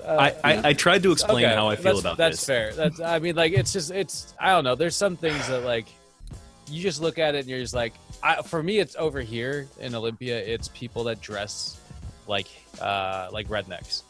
Like they like I'm just So they're, I look like, at them and I'm just like anti-hipster? well yeah, you just look at it and you're just like, this is fake. You know, this is an Mm. image that you have put on. They got a They cowboy wake hat and wake some up every day and kickers. purposely put on. It's the difference And- between being hip and being a hipster. That's kind of what you're saying about, I think, about I the don't know. front bottoms. I, But I, yeah, I mean, it's like, I don't know. I guess I didn't have much of that much aversion to it. No. You topped it. I could be totally I could be totally off base. Like I could be completely wrong. These guys could be the most authentic fucking Midwest emo band out there. I haven't found any hard evidence to back up anything I'm saying. It's just a gut feeling. And that gut feeling fucking hates the front bottoms so much. Shit. Well, that brings us into the next This- band, this is- which is I think people. I don't know. I think. I don't think Caleb's gonna like this song. Actually, right now, I thought about going to this concert. They're playing right now in Seattle. It was sold out weeks ago, man. I Yeah, looked at it tickets. was. Yeah, my cousin's at it right now. They're playing like Veil of Maya and Yeah, that's why Caleb looked at tickets too. Animals and I- theaters. I would like to see those two bands, and like, this is another song that was turned on me from just Jeremiah, just chilling on the porch, watching YouTube. That's just what we did. yeah, that's legit. And I don't know, it's a catchy song. Like I never really was into Dance Gavin Dance or anything, but this song "1 in a Million" from their album last year. It's got just a catchy tune, and it's it's got a little bit of technical, guitar playing that I can respect. Just it's a catchy tune. Yeah, it's a fucking catchy tune. Listening to it. Oh, sorry, Jared. Go ahead. I was just gonna say, like, this is very similar experiences that with Dance Gavin Dance for me. Like, literally, Jeremiah sitting on a porch. We were probably chain smoking, and showing me YouTube videos. But yeah, I agree. Like, this reminds me of some things that I used to listen to, like Protest the Hero. I used to really like Protest the Hero because their songs had these like weird turns, and like they were like really like have these like technical moments. It seemed like, or whatever. That was back when Riff was still in the band, and he left to become like a very successful theater director, and the band really hasn't been the same since. He was also their lyric writer, which is why they wrote the weirdest fucking lyrics. Dude, I loved it. Was he their bass player? But Yes. Sorry. but yeah, I don't know. Like I kind of dug this track. I haven't really gotten too into Dance Gavin Dance, but I think they have these, I don't know, it's like there's these I don't know, like really kind of poppy like moments mixed with like, Yeah, it's don't know. different. I don't know. It's hard to figure. It's such an figure interesting on it. it's such an interesting combination of sounds, honestly. Yeah. But yeah, Jameson, what's your take on this? Yeah, I listened to Dance Gavin Dance. I remember when their first EP came out. We were juniors in high school when it came out, and I really dug that. But this, Is that like, true? They've been around. I didn't realize. Yeah, they've been around that long. I think this is a different singer. Yeah, They have changed singer, and that's kind of my before they were much more like post-hardcore, and from what I remember, I haven't listened to them in years. And this song, like, while very interesting because it's just such a combination of different sounds, I feel like the clean vocal pop parts are just a little overboard for me. Like, I didn't really enjoy that. So definitely not my favorite on this list, but I mean, it's fine. Ooh, It's fine. it's fine. hashtag it's fine. You should tag that when you post that on Twitter. Every Hashtag time, it's like, fine. Old Really Heart should, Radio, actually. Dance Gavin Dance has got the first It's fine of the night. Nick, what's your take on Dance Gavin Dance? So I actually discovered these guys a couple of years ago. I didn't know that they were as old as Jameson's saying. I mean, now I know that, and I have for a while. But when I first discovered them, I didn't know it. The first song I heard was "Son of a Robot," and I hated it at first. I thought the singer was super annoying. Didn't really get it. I didn't know why it was showing up in my cool playlists. And then it just kept popping up, and I was like, God, this guy can fucking sing, man. And like, their screamer, I'm not the biggest fan of their style of screaming, but he's like, it's once again, it's one of those like pre Howard Jones screamers, that kind of like abrasive, grating type of sound, and Yeah. I think it still lends itself to the style of music. And I just kept listening to it because they just kept popping up in my playlist, and over time they've become just one of my favorite bands. So, like Jameson said, they had a different singer back then. I don't know who that was, and I really don't know any of their tracks from that era because I didn't start listening to them. First album I'm looking came out in 2007. That sounds about right. This singer was in another band that will randomly pop up on my just daily playlist. And I can't remember what. His But name's like, Tillian that's- Pearson.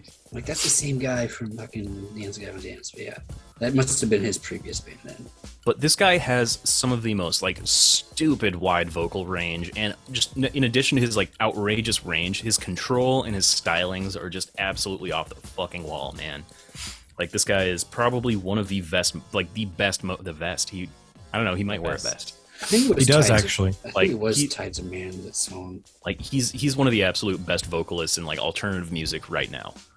And he does do a lot of pop stylings to the point where like I've compared him to Bruno Mars before. Like, That way. When I first heard this song, I was like, it kind of reminds me of Bruno Mars. And they do cover a Bruno Mars song on, I think, that album. Do they really? I believe so.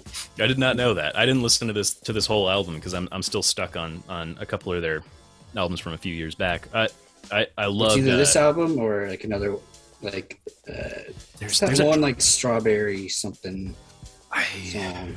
I can't remember the name of What it. about you? What's your take on Dance Gavin Dance? So I knew that like they were an older band, but I didn't really listen to them back in the day. So finding out about the show we were talking about was kind of my, I'm like, oh, I'll check them out. They're the headliner. I thought it was kind of an odd thing that they were playing with these other bands until That was my they're thought, friends. Yeah, because they're very different, and I think they're a great example of like the good cop, bad cop kind of vocal duo, and the Tillian guy, the clean singer, is fucking incredible. I really enjoy it. I think the musicality is interesting, and they're super good at what they do. But again, like not super crazy about the bad cop vocals. And I think I just like kind of like with Nick, like I think I need more time to like keep trying and listening, because there's aspects of it that I'm like, wow, this is really cool. I like this a lot, but I'm not there yet. They're certainly the gin of alternative bands. It's an acquired taste. they're super interesting, and I'm not bored listening to it. I just haven't got totally hooked in yet. So I don't have anything bad to say about it. So we'll just give it more time. Yeah, they covered "That's What I Like" by Bruno Mars. Oh shit. That's cool. All right. Well, on to this next track. The Mountain Goats. Oh, this is I've never Mountain actually Goat? listened to any of their other songs. Really, this song just was just one of those ones that popped up on just a daily playlist, and I don't know. It was fucking 2020, bro. What does that mean? No, it's true though. It's I mean, you listen to the song. The It's song, yeah, about getting through this year. yeah, Uh, yeah. It reminds me. It reminds me of why some of the things I like about Frightened Rabbit, honestly. And I've never got. I know you don't like that, Caleb. See, yeah, it kind of. I never really got into like I haven't gotten into the Mountain Goats, but this is probably like the best exposure for me in the folk indie upbeat. Yeah. Pop beatness. Well, minus upbeat for Frightened Rabbit, but Yeah, fair enough. But yeah, I don't know. I had a fine time sipping coffee to this song. it just, I don't know, kind of reminded me of high school, Caleb's being face. dumb and drinking and doing dumb stuff. Yeah, I feel it, man. It's I wouldn't say there's much that like really like stands out in particular to me about this song, which is kind of like, it's not like I can't like, the lyrics are fine, the music's fine, but it's like, I don't know, it just all flows really well together. It is And pretty like catchy. Catchy It's indie catchy, tune. yeah, get a That's- catchy indie tune. That's And the it one just- positive thing I can say about it. Well then, I feel like it's right in the vein of Front Bottoms, so that's probably why New Nick probably wouldn't like it that much. So Mountain Goats also had a song that was featured on the Showtime legendary show Weeds called The Cotton. And so I had heard of them back then, but so I had heard that song first, and really like kind of all their music sounds the same as what I'm finding, but I enjoy it. Like I kind of like that folk indie tone, so I enjoyed this, but I was surprised how similar this song sounds to some of their other ones that I'd heard. Yeah, like I said, I've never actually listened to any of their other songs. It's just one like always pops up on playlists and just struck a chord in 2020. fair enough. Well, boys, which one of you wants to let your gavel be heard? I guess it's me. I'm probably not going to feel as strongly as Caleb on this one. I'm listening to The Cotton right now, and I think I like this one a lot more than the one you chose. I can't remember Year. its name. The Year. This year. Bro. I did last not year. like this. I thought it was bad. I thought it was bad. You sound like the report of the week. That fucking guy. this year was bad. I thought this song was bad. The packaging on this Burger King Whopper was not good. And up next will be the end of my sentence. Okay, purred. Heard half. And that's the word with okay. No, I've listened to other Mountain Goat songs, and I have honestly, like, I like a lot of their other songs better. This song, The Year, has been one of those things that has continuously popped up in a lot of my playlists because Dusty, you and I listen to a lot of the same music. Yeah. Like we have a lot of music in common. This Well, when this it comes song to certain things, just annoys the shit out of me. Like it, so I mentioned that it was catchy, and I tried to frame that in a positive way. However, the catchy part of it, like I'm gonna make it through this year if it kills me, I fucking hate that part. It is so repetitive. It's grating. It is. Like the guy is like affecting this like fake ass Irish accent. So it almost feels disingenuous for me to not like the Mountain Goats because I am a Frightened Rabbit fan in the same vein as Jared, and I Well, think it's just interesting. His vocal tone is interesting, but yeah, just not hitting, not tickling your funny bone, huh? No, it's just not. Once again, it's one of those things that on paper, with the other bands that I do like, I should like, but I just don't like this band that much. Like some of their other songs are less offensive to me. This is their most offensive song. That's all I got. Caleb, what you got? Are you gonna go out and buy yourself a Mountain Goat? You know, the animal that the band is named for is. I went hiking in the Enchantments once, and I got charged by a mountain goat, and it was a really scary and upsetting experience. This was worse. This is worse, man. Like, it's the same. Like, nothing changes. There's no dynamic. There's the same. Is there like just one chord progression? The whole fuck. It's like Oh my god, that's what it is. the whole song's so one right. fucking verse. Oh my yes. And I just I'm hyping you up from behind here. this Marking year out. by the Mountain Goats was worse than the year 2020 was for the culmination of humanity. That's awfully harsh, sir. You know what? Fuck all of you. It's worse. It's No. so I didn't like it at all. I think that's excessive, but I like your energy. I listened to it. I listened to it twice, and you know what? Like a lot of my throughout my body, all the different sphincter muscles were very tight. And That's why they call me coins. I will make you feel it in your loins. Yeah. oh my god! But I don't know. Yeah, it was the repetitiveness of it. Hard pass. Don't love That's his what you're voice. I couldn't even focus on the lyrics. It makes sense now. Yeah, why not write a song that's as bad as the year you're writing it about? This Or is- worse. Oh, this song's this from like is- 2006 or something. Yeah, it's a lot older than 2020. Oh, I see. Like, what was wrong with 2000? I was there for 2006. It was pretty sick, dude. Yeah, yeah. It has up and downs. That was pre-financial crash of 2008. Like, we were all optimistic. Warped Tour was still a thing. It's a pretty good year.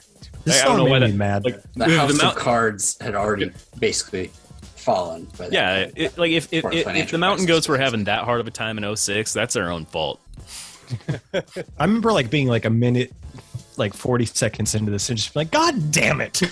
That's yes. Nothing changes. Well, It's like purgatory as music. What about the next track though? Oh my god. Next track okay. is Certified Banger. Modern yes, bass agreed. called The Weekend. Yeah. This is one Flannery turned me on to. And I really got into this band last year. This is just how the estate feels in my head. This is Yeah. It's Dude, especially if you I will watch the say music that. video, you're like, shit. Yeah, dude. Like, this song hit me in the loins. I'll say. It just like, but like, you know, those nostalgia loins. Those. Have you? I'm gonna interrupt you here. Did you watch the music video for it? I did not. No. It's literally just all of them like at a dingy ass house party in the same way that all of us used to do it. And I'll it say was- this, dude. You it know, was there's just like the estate too. This song reminded me of something that I haven't thought about in a really long time, was the fact that all the shit and shenanigans that went down in the estate went down in a duplex. There was a family on the other side of that wall almost every fucking night, and they never said shit to us. never complained. Thin wall. Why would they not complain? Probably because they were like also like probably doing domestic violence on the other side every night too. I have no No, they had the idea. Maury kid next Dude, I have door. no idea what Maury kid and his family were up to. Hey, his name was Tyson. Okay, fair. Named I don't know after the Tyson- bag of chicken nuggets that he ate every day. the 3-pound bag. Oh no. Okay. But So no, I the, just- the it's music just- yeah. video, if you look at the music video, it starts in a dingy ass basement. And the only thing I can think of, two things. It's either, 10 people piled into the bathroom doing hookah, and then like the rest of the party spilled out into that basement, and then Yeah. it spills out to upstairs. And if it were nice, we were doing hookah in the boneyard. Yo, dude. And The boneyard. and it's just like a collection of people, and you just have just random chicks strewn about that people are trying to hit on, and it was just Do I don't you know, guys, just yeah. takes me back. Do you guys remember for the longest time the wall of pizza boxes that was slowly built up in the bottom of the? I remember Yeah.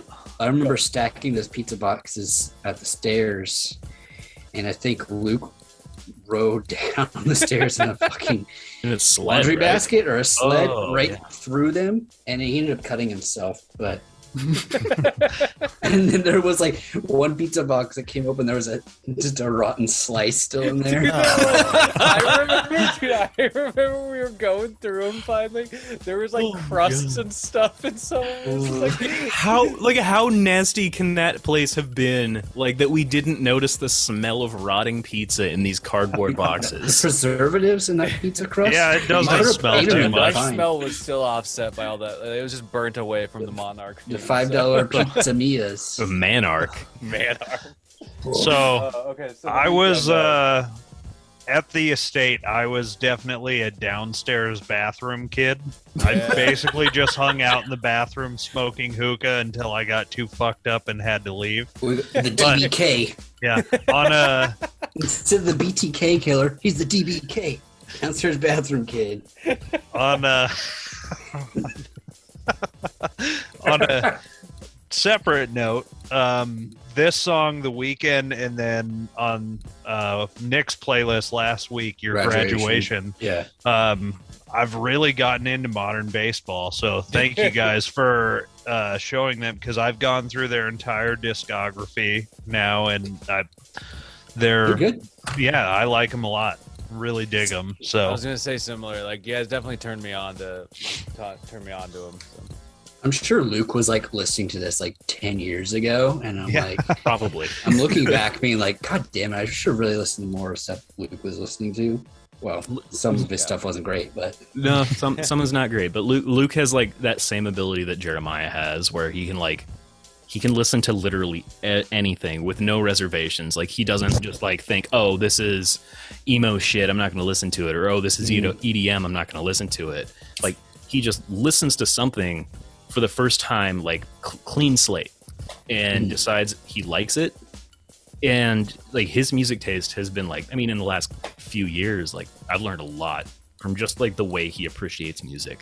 I think I've really gained something. I from love that. Luke, but one of the things I would say about him is that he's not afraid. It's like the same reason we've all seen his dick. He's not afraid of exposure. You know what I mean? He just like he does. He's willing to just put himself out there. And like things with music and like other like kinds of like things too. He just like you're right. He probably just absorbs shit. Yeah, And that's it's that is what Jeremiah. it's a does. musical sponge. But he's that just same he's all reason. about exposure. It's that same reason that we'd be like at the estate, there'd be like girls over and we're trying to like look cool in front of him. Luke doesn't give a fuck. He just goes into his room and pulls out that like old Etnies shoebox full of Pokemon cards that he And then- still has. And then he would Oh fuck my the hottest God. chick. Yeah, he would. Gillespie, man. What- Anyway, what a we've got to fucking- get him to build a what a- playlist and come what on a here too. Fucking Yeah. classic ass But- Chad. Caleb, I feel like Caleb has a hot take. Caleb, have you been turned on to modern See his, baseball? his face turning red. Oh, I have. I'm buzzed and my eyes itch. Anyway, My eyes. no, I don't like modern baseball that much. I think his Ooh. voice is rather whiny. So it's one of those things where like the rule makes no sense, but I don't like it very much. But knowing like listening to the lyrics and the kind of the story, like it made me think of the same things. And it's like it's fine. But There's a second one. I just don't. His voice and the music and arrangements, like, no, okay, cool. And then just this guy whining, and it's like, what do you mean modern baseball? What's the cutoff year for it to be modern? Are we talking about like when they let Jackie Robinson play?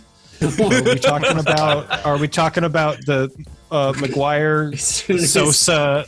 Anyway, Okay, as soon as so the they're color barrier. controversial They years. were 90s kids. If I had to guess, it would be that Sammy Sosa, Mark McGuire transition when like the superstar big ass head dudes would just start No, smacking out Steroid those great, yeah, Basically basically when- steroid age. Basically, when Ken Griffey Jr. Jose Canseco reinvigorated came back to the baseball. so listen, if we're gonna like use the literal definition, this is all gonna make sense of modern baseball, as in baseball nowadays, is exactly how I feel about this band. No one gives a flying fuck about baseball. anymore. Hot take. I enjoy baseball, so fuck off. The Mariners haven't been good for a long time. No one cares. Yep, but they're on the rise, bitch. So Okay. fuck off. I'm gonna have to coming up, agree right. with Caleb on the sports aspect, because even like the best way to see baseball is to see it like in person at the game, like because it's a social event. It's a really cool thing to do. But the thing is sometimes those games are so just fucking long, man, and I don't want to be there. Seeing this band like, live wouldn't make me Only like so them many anymore. garlic fries. If that game goes into extra innings, I'm not gonna see him. Well, Fine. what about the next track, guys? If It's a winner. If Sum 41 went on tour and played exclusively all killer, no filler, I Sum would go 41 see is still touring. them. That This doesn't is make me like- want to go see them. I only want to see them if they will play this album in its entirety. Oh my god! Especially with the start of that, with like the that just intro part, Dude, which the intro is the introduction to Destruction. Is so great. I feel like Sum 41 is. I feel like Grim Foreboding. It was definitely influenced by that. Yeah. in a So way. Sum 41 walked so Jay Schmouder's Grim Foreboding could run. I don't see. I I'll was take there it. for Grim Foreboding, and I do not see the connection. I love Sum 41. I was in Jay Schmouder. Sum 41 was just more. It was a better execution. It's just That like. this album was like What's the third or fourth album I ever bought, and it was like my first exposure into punk, pop punk, as I would call it. I mean, it was because they came out right before Blink-182 kind of hit it big with All the Small Things, Enema of the State, and I was just like obsessed with that song Fat Lip. Dude, So I remember it was on like a Anthem. motocross video game commercial, and I'm like, what is this song? And then, but as you get deeper in this album, literally, Into Deep is by far like the best song they made. It's my go-to opinion. karaoke song. It's also one of the Yeah. only That's the best pop part. songs in my vocal range. Like he's just at the absolute bare top of my vocal range, so I can hit all the notes, but barely. Yeah. Fair enough. Yeah, I mean, this song is Yeah. one of those songs like And every they're time Canadian, it starts, so- I can immediately sing along. Just that. Oh, the music video too. Oh my god. Just the diving competition. It's okay. So all of the '90s happened in the summer in Southern California, and Yeah. this music video, Facts. along with like Alien Ant Farm's like Smooth Criminal, like perfect examples of this. It was a pool party. It was summer. People were having a great time. That's just what the '90s was. Blink- Only exception to the Blink-182's weather. First date. This is also Oh my god. Yep. the Like 70s though. every 90s music video was just exactly like it's the summer and you're in Southern California and you're having a good time. Only exception being Pete and Pete, which you're having a good time, but it's winter. Nah, it's probably in the Midwest somewhere. I would say Yeah. Pennsylvania. Were they in Canada or were they in the Midwest? Maybe they were in Pennsylvania. Pittsburgh, really. I don't know. I don't know. But I yeah, have to no, double I check just on that. Sum 41. Every time I hear them, it just strikes a chord with me. Back to this album, just nostalgia. And I started listening to this album again when Alex Melton covered this as a country version, Yep. Oh and my I just god. went back, and I'm just like, fuck It- yeah.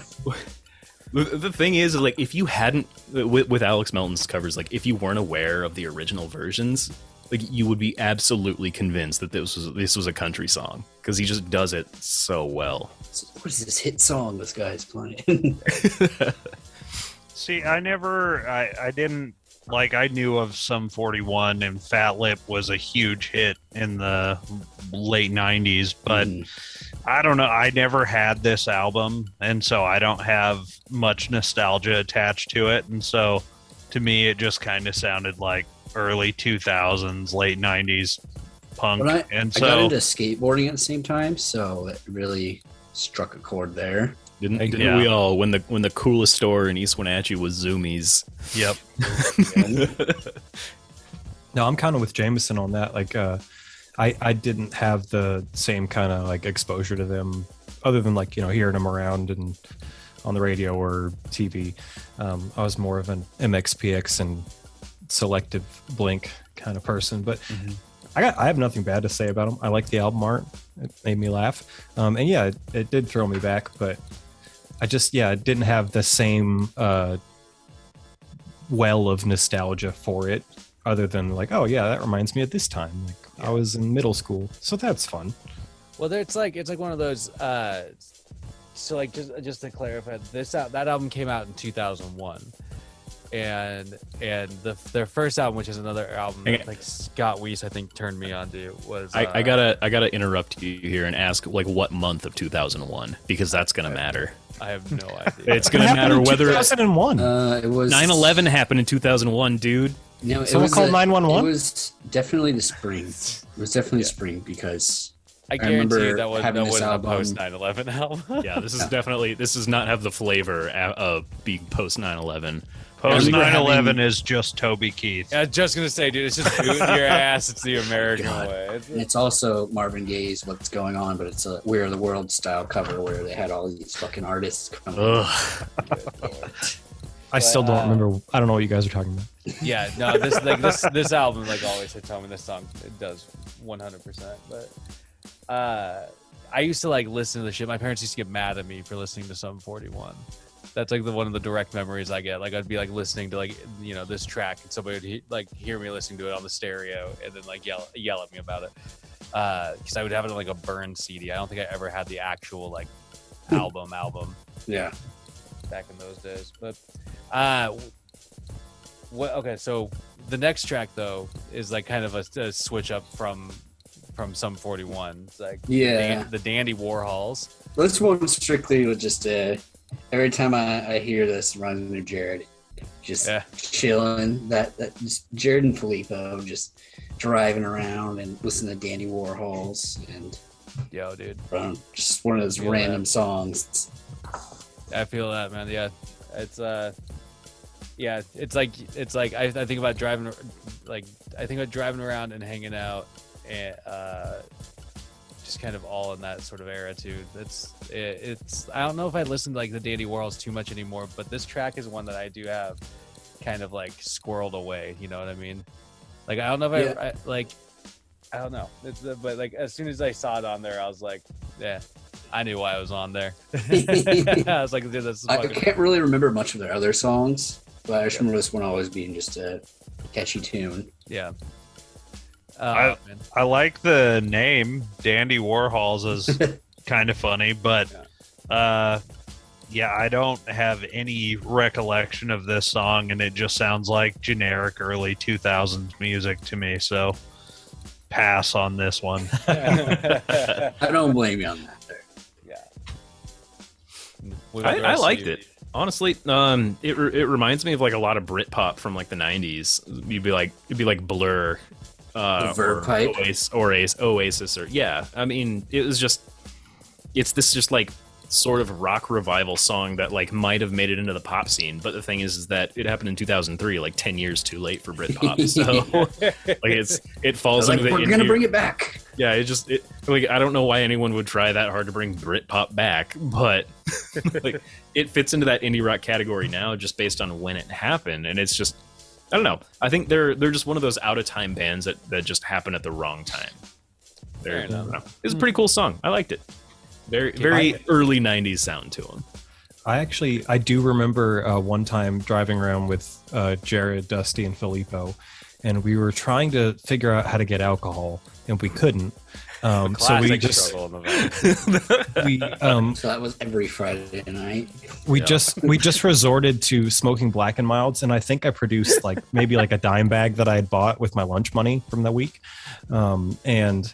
So, like, we made the best of the night, and I specifically remember Dusty was driving, and I was sitting in the passenger seat, and he said, "Put on this song," and it was this one, and so that was kind of a cool little throwback. But listening to it now, like, I really like the chorus. Like, it just has that like good kind of like, we're driving and having a good time feeling. But the verses, the way he sings, it felt like I listened to it with my headphones, and it made me feel like. He was being kind of rapey, and it creeped me out. The Dandy Warhols gave you a rapey vibe. Just a little bit. But a little bit of a gropey vibe. But it was cool because I hadn't thought of that night like since, and it just brought it back so vividly. So that was cool. That's cool. Well, and then that kind of was like the same thing with. What was it? That modern baseball thing. It was like for some reason I just had such vivid memories of like certain things, and then you know, I've listened to like the Dandy Warhols, like I said, like Dusty was saying, like kind of is a pretty kind of reoccurring jam for us back in the day. But yeah, I don't know. Still, I think it still holds up a little bit. But this next one is like somebody I have no idea who they are. So Briston Maroney. Briston Maroney. Who is that? Bottle Rocket. Where'd this come from? He's kind of on the rise in the indie scene. I know that Andy Hole from Manchester produced this song for him. But I listened to Alt Nation on Sirius, and they will just randomly do like they call them like critical cuts or whatever, and it's just up and coming indie shit, and it just was a catchy tune. Yeah. I liked it. I would classify it as catchy tune as well. Like it's, I don't know, that's the thing. Like there's like a reoccurring theme. So like with a lot of the playlists, there's definitely some nostalgic elements so far, but there's not something just like a lot of like really just kind of like, I don't know. I'd say like Something catchy, some like some like, I don't know, just energetic, but like not like in necessarily like always in your face energetic, which is kind of nice. And I would say that this song kind of has some of that element where it's like, I don't know, it's just an indie song. I just go in there, I'm like hitting the indie section of this entire playlist indie, but this is just that style of it. I don't know. Indie. Yeah, I mean, I really liked it for all the same reasons. Like every once in a while, I'll get on an indie rock kick and I'll just put on a playlist. But the thing is kind of the problem with indie rock, or at least the indie rock that I end up listening to, is none of it really jumps out and like sticks with me. It's just when I listen to it and I like it. But none of I never really like go back and listen to a specific band. And this is a band that's definitely going to fall into that category. Like I'm not going to remember who Briston Maroney is, but I like this song. It's a good song. I love the energy of it. I love the sound of it. I like the structure. Totally forgot who they are 10 minutes after I listened to them. Yeah. It's just one of those daily playlist things. Mm-hmm. Oh, definitely. I really enjoyed it though. Yeah, I thought like there were certain like aspects, like certain parts with the singing where like it was, you know, like Nick's saying, it's kind of like, oh yeah, I've heard this kind of thing before. But I did enjoy the there was some like kind of psychedelic guitar stuff that they were doing at parts, and it sounded really full and weird, and I don't know, I thought it was different, and it kept my interest, and it was actually one of the ones I liked. I put it towards the, I mean, it's overall a top 5 for me. Overall, it's not going great for you, bud. But I did like this one actually quite a bit. So, well, I mean, that's a shocking pass to me. I didn't think Caleb. Yeah, I didn't. No, think I you were thought gonna it was like cool. It. Yeah. This is definitely, that was a totally out of left field pass from Caleb. The like I said, the vocals, take them or leave them. It fit. Creating it on fit. a fucking curve here, Caleb. So. but the I really liked all the instrumental stuff and like the kind of trippy, you know, little effects that they were doing. I thought that was cool. Yeah. A little bit of shoegaze element to it. Yeah. Which, do you guys know what shoegaze is? It's when you look at your shoes. No, You get it's hard. it was from like indie bands of that era who had so many goddamn pedals on their pedal board that they were constantly looking at their feet to press and like manipulate their pedals. I'm holding a sword while I'm talking about this. That's unrelated. But like they were just constantly like manipulating their pedals. Like, oh, I've got my chorus pedal engaged now. I've got my delay that I want to do later. But like they kept getting criticized by like music reviewers. Like they're looking at their fucking shoes all the time. Why are they doing that? Like, because the music reviewers didn't know that they're like constantly manipulating these like specific indie rock type guitar effects. So shoegaze kind of became like evolved out of indie rock as this thing. So as much as as much vitriol as I have towards, I like that word today, indie music Great word. in general, I really like that aspect of it, like the guitar tones, the kind of boutique amps, the old school. Yeah, he's gonna fucking break some shit. Yeah, Careful. the old school. Yeah, like I like all that, you know, like the Jazz Master Fender guitars, like all that kind of stuff. I love that shit. Like, I think it's really cool, and I like that they brought it back in a different way. But you know, it doesn't always hit. It's this weird like conflicting thing for me where I think so much of that shit is just so goddamn pretentious, but I also love it. Yeah, sounds good. Well, what about the next track here then?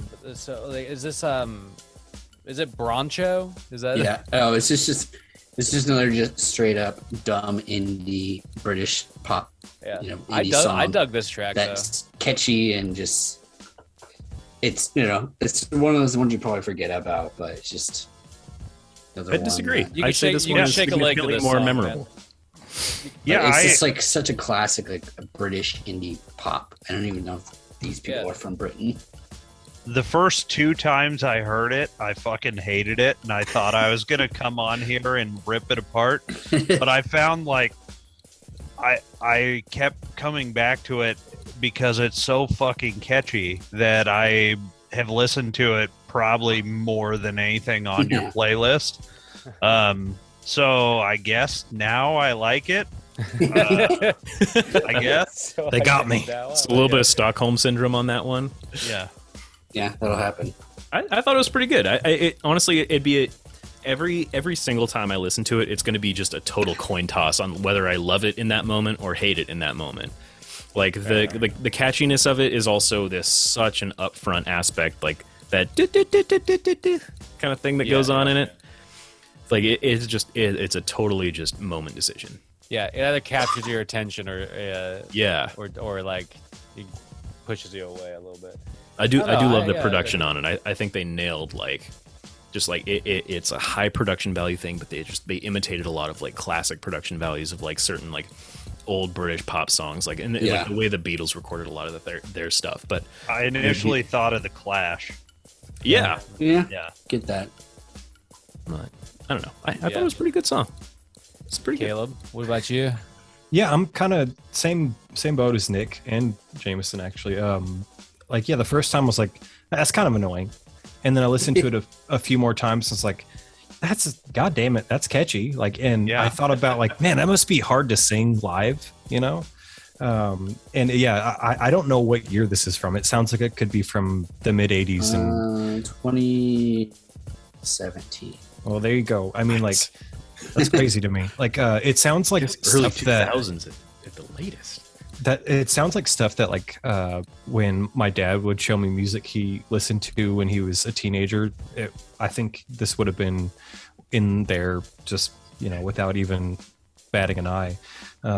Super catchy. 2014. Sorry. It sounds like they recorded using all of the equipment that they had at like Abbey Road Studios in the day. Yeah. It's just like classic British rock. It's like I kept thinking of the term earworm because it just burrowed its way into my head, and I was like, I was at work, and I'm like, I can't fucking get that out of my head, and yeah, I actually like it grew on me. Same kind of thing. It was like, but again, also a coin toss. A coin toss,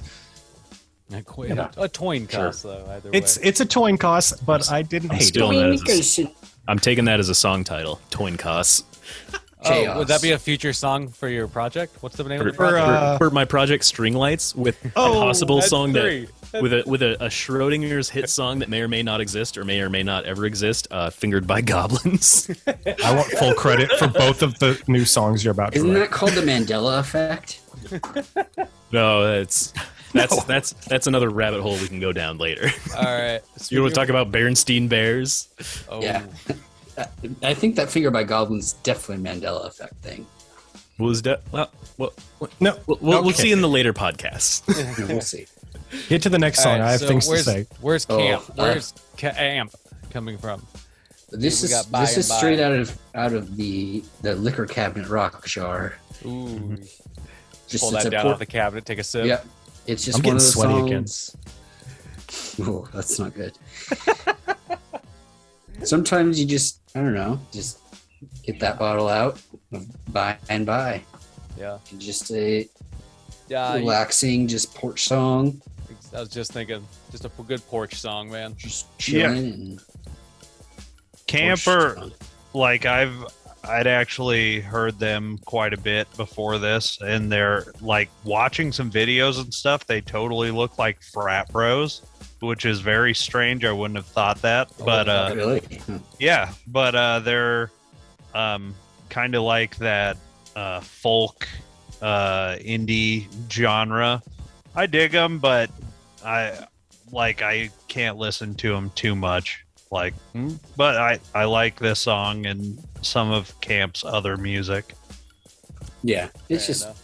I don't know. This is one of the songs you just kick back and chillax, listen to. I guess I don't know.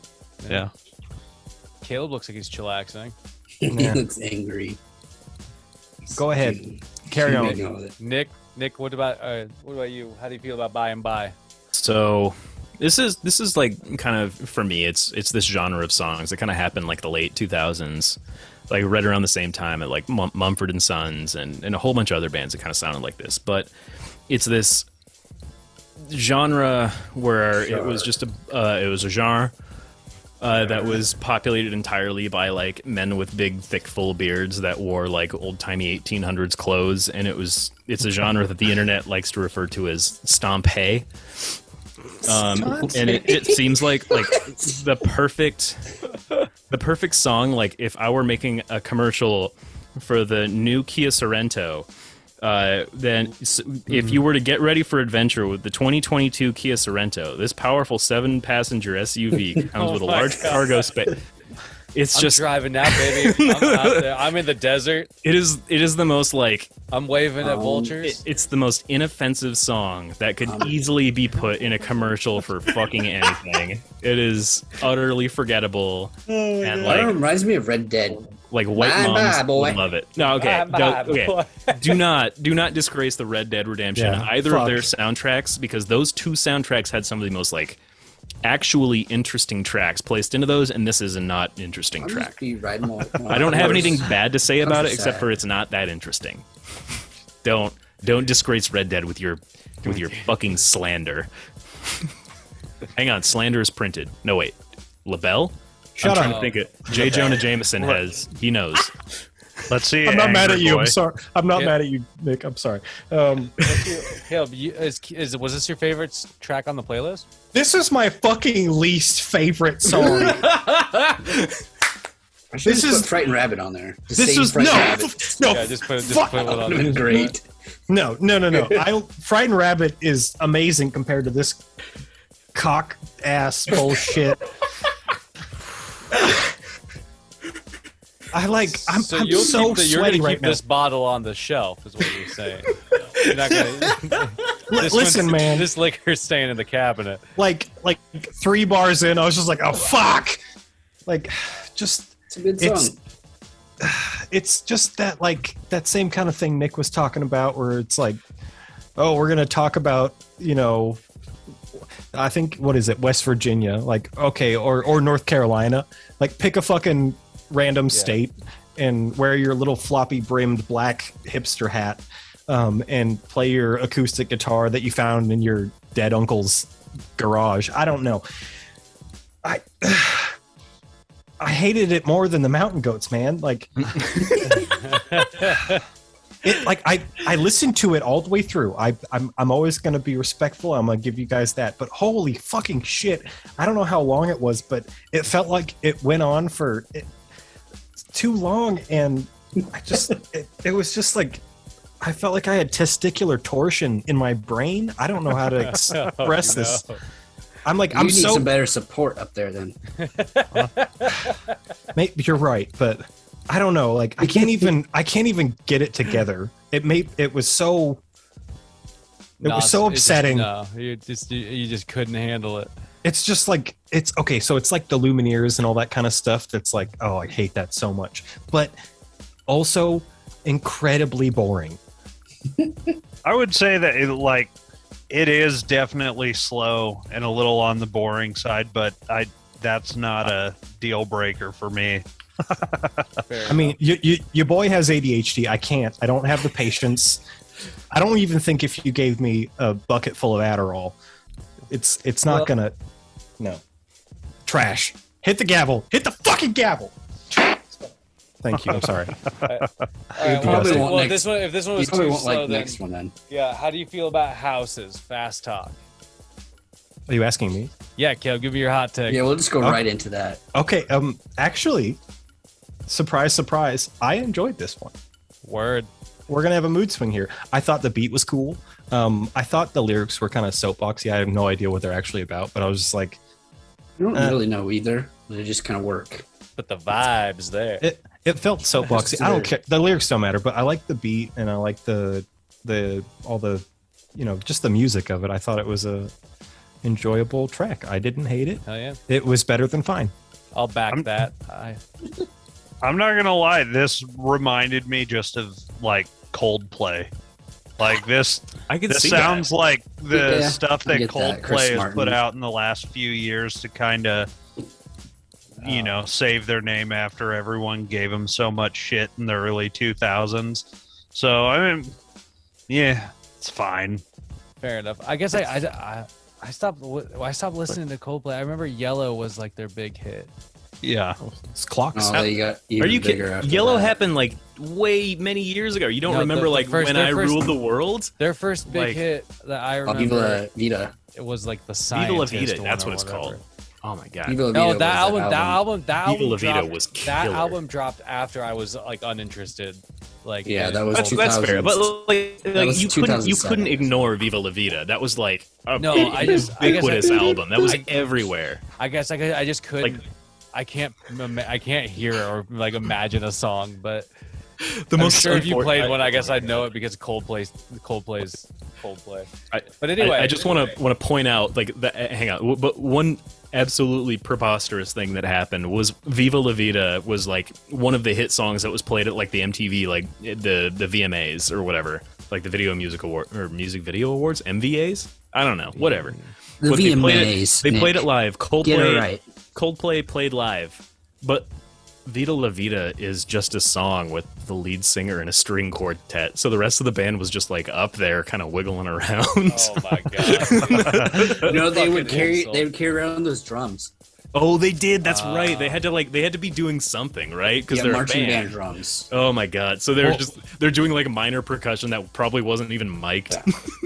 Well, hey, since we're not talking about Fast Talk by Houses for a second, let me just recollect myself and just say one last thing about camp.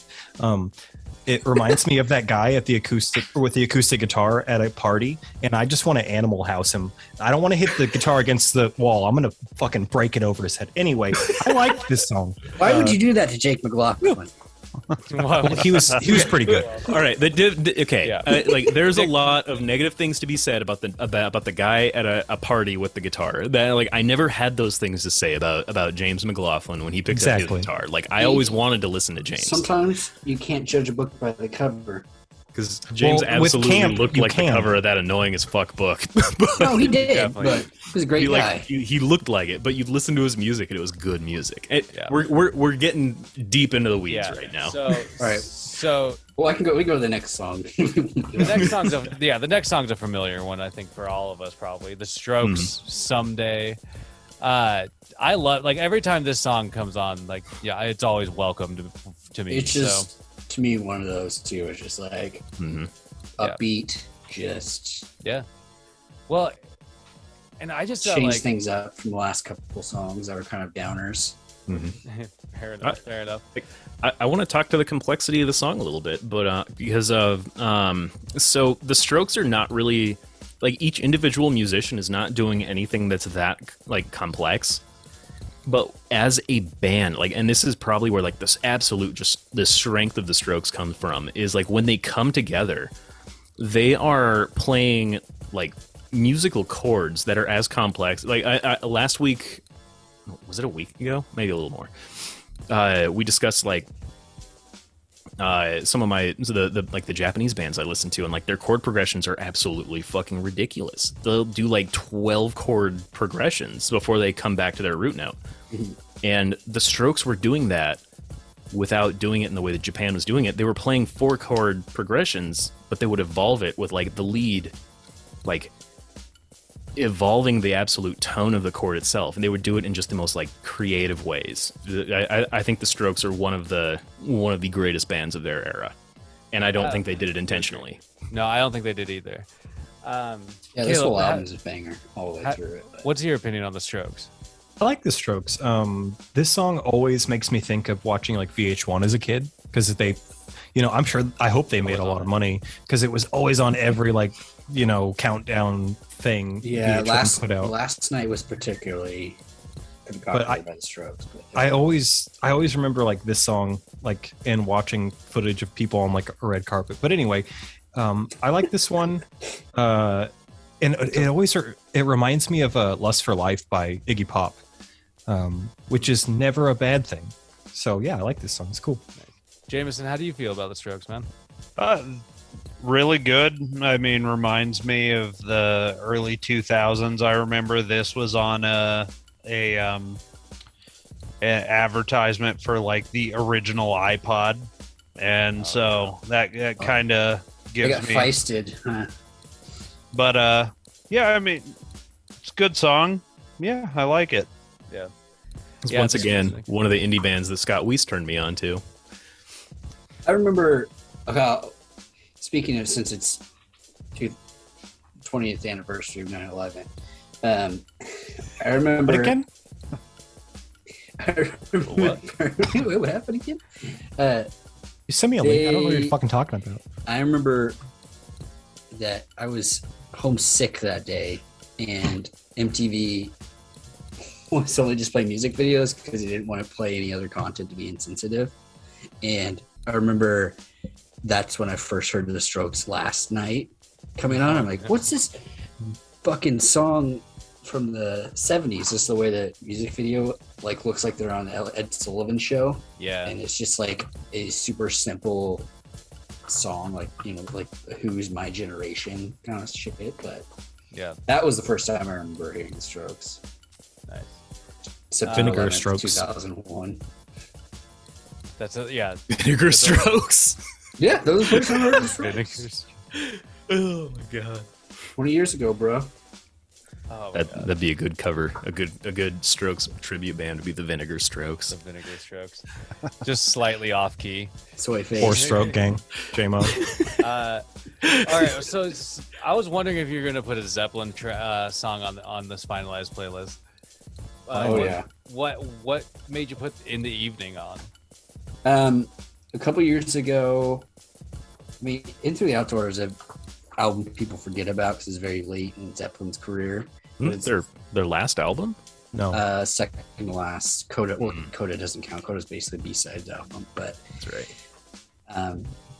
it might have been actually. No, there's this one with a weird statue on the cover. But yeah. A couple years ago, there was a show called Sharp Objects, and it's based on a Gillian Anderson book. She did like I don't know, fucking Gone Girl or whatever, and all those others. But it was a mini series on HBO, and like it was the first time I really heard Zeppelin sell out on a fucking movie or show. And yeah, it was heavily featured throughout. Was like Led Zeppelin 1 and 2, and then the show ended with this crazy mid-credit scene and cut right into this song. And I was like, and I remember In the Evening, but it never really stuck with me until then. Just the way that show ended. It just has a banger of a guitar riff. Yeah, dude. Yeah. I mean, I wasn't like, I was probably one of those suckers. You know, I'm not the most familiar with this album, but yeah, like this is actually a really cool track. I was like, oh, like I'm always like stoked to find new new random like shit from like some of these older bands, because I feel like I can gloss over a lot with like classic rock bands. So yeah, it came down to that one or this one or In the Light, which In the Light was another song that was like 8 minutes long, and a lot of people don't really appreciate, but it was on the show. I don't know if you saw Mindhunter on Netflix. I watched all of Mindhunter. So at the end of the first season, they start to play In the Light, and that like kind of climax scene where he gets attacked by the guy, and it just worked in that. And then you just kind of look at the song in different context, and you just kind of appreciate it differently. Fair enough. But yeah. What do you guys? What about the rest of you? How'd you guys feel about this Zepp song? I mean, I'm not a big Zeppelin guy, as we've said in previous episodes, but I mean, sounds like Zeppelin, feels like Zeppelin. I like it, but it's not my jam. Fair enough. It hits you like most Zeppelin songs. Yeah. What about you, Nick? I mean, I love it. I've been a Led Zeppelin fan for as long as I've been playing guitar, which is like fucking like more than 20 years now. But I mean, this isn't my favorite of their songs, but it was nice to like actually sit back and listen to it like critically, because I mean, when we're listening to each other's playlists, we're sitting back and listening to these songs individually. And listening to In the Evening was actually really nice. I'd heard it before because I've been a Zeppelin fan for a long time, but I don't know. Technically was their last album because Coda came in '82. I knew it. '82 was basically B-sides, like Swan Song Records collecting all the money they could. Fair Yeah. enough. But Caleb, what's your opinion on Zeppelin? And, in the Evening. I don't have anything bad to say about Zeppelin ever, except for All My Love. I don't. it's on the same album too. I'm gonna agree. I agree with It that is- and De Jamaica being a terrible fucking song. That song's pretty cool. It's And called disagree. It's Jamaica. It's Jamaica. But it's spelled Dire Maker, so you're supposed to say like Jamaica. It's like the esteemed supposed to say it genre British. of gent.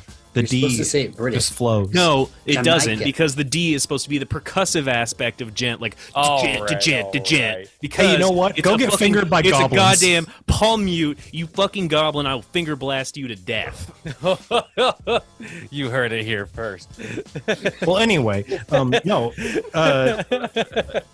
Zeppelin's awesome. I love Zeppelin. Maybe almost as much as Dusty. I don't think we can take that from. I don't think that's reasonable. No, I feel like Dusty's the biggest Zepp fan I know.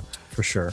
But this is my favorite song off that album. I love the kind of like Arabic part at the beginning and like the weird effects on the drums and I'm not totally sure. I kept thinking like I remember Jimmy Page I think he might have been using a Dan Electro guitar to record that. Maybe not. Maybe it was a Strat. Whatever. Nick broke my brain the other day when he told me he was using a Telecaster to record the Stairway solo. So it was while I was actually listening to this playlist and I was preparing for it, so I was reading up on like what Jimmy Page used to record, and I found out that Jimmy used a Telecaster on so many of his most like iconic lines. The thing, like when we think of Stairway to Heaven, we think of his double neck SG. When we think of like Since I've Been Loving You, yeah. Oh my God, you think of his Les Paul, like that classic tobacco burst Les Paul. But so many of his guitar solos, like the most iconic things we can think of in our brain, were recorded on a 58 Telecaster that was given to him by Jeff Beck back when they were playing in the Yardbirds together. Because Telecasters, once again, have such a goddamn iconic sound that you just cannot replace them. Even though like technology so much better has been released since then, you just can't replace a Telecaster in rock and roll music. And Jimmy Page knew that 60 years ahead of us knowing it. So, Well, putting the fellation Leo Fender aside, this was I think it was my second favorite track on this playlist. I was genuinely curious what Zeppelin track was going to make it in here, but I had a feeling it was going to be this because you were talking about the show. It's one that I didn't appreciate as much when I was younger, but as I've gotten older and given it more shots, it gets better for me. Fair enough. Well, the next question, I guess, is: does the darkness have the same effect on everybody? Does the darkness just age well, or does it? Oh, the darkness doesn't age. The darkness doesn't age; it remains. I mean, One Way Ticket. People probably didn't like this album. I mean, it's really hard to follow up Permission to Land, but I like this album a lot. This song is certified banger. Dude, just certified. It just goes. It's the darkness through and through, and it's just like classic rock. But it was 2006, and there wasn't a whole lot of classic rock being produced. It was kind of a nice change of have the darkness, have something. When we're like, all right, well, we're gonna have to listen to Zeppelin or something like that to get that feel, because there wasn't anything like that at the time. Yeah. I'd say they captured it really fucking well. Like And I think there's a lot of other music trying to capture elements. Yeah, of Greta classic Van rock. Fleet's kind of trying to do that that's kind now. of Yeah. Yeah, I mean, I don't know. Their sound is whack, but I dig them. I think I'll take the hate. I dig them, but Oh, I think Anyways. I like Greta Van Fleet. I think Don't get me my wrong beef with there. them is that they try too hard to they just try too hard to play that image. they're definitely trying hard. You know can what tell. I mean? The And, lead singer's and like trying to be unlike Robert Plant, unlike yeah. bands like the Darkness, where I think the Darkness just brings so much fucking heat. Yeah. Like they don't bring that heat. They look like boys dressed up in tights. They do. I watched some That of are their that stuff. learn that somebody. I don't know. I don't know. I'm not here to judge for Greta Van Fleet on this fucking podcast, but this one-way ticket by the Darkness really fucking banged as always. I feel like anytime a Darkness song comes on, I'm fucking into it. So There can't go wrong with them. Yeah, there's not much else to say with the Darkness. I mean, they did it right, and They're they still doing continue it to. right. Yeah, Yeah. they're just solid, man. They captured that classic rock sound probably better than anyone has, outside of that genre. Yeah, it's not just the Genre. sound, because if you're just talking about the sound, then you can absolutely say that Greta Van Fleet is doing it. But Greta Van Fleet doesn't have.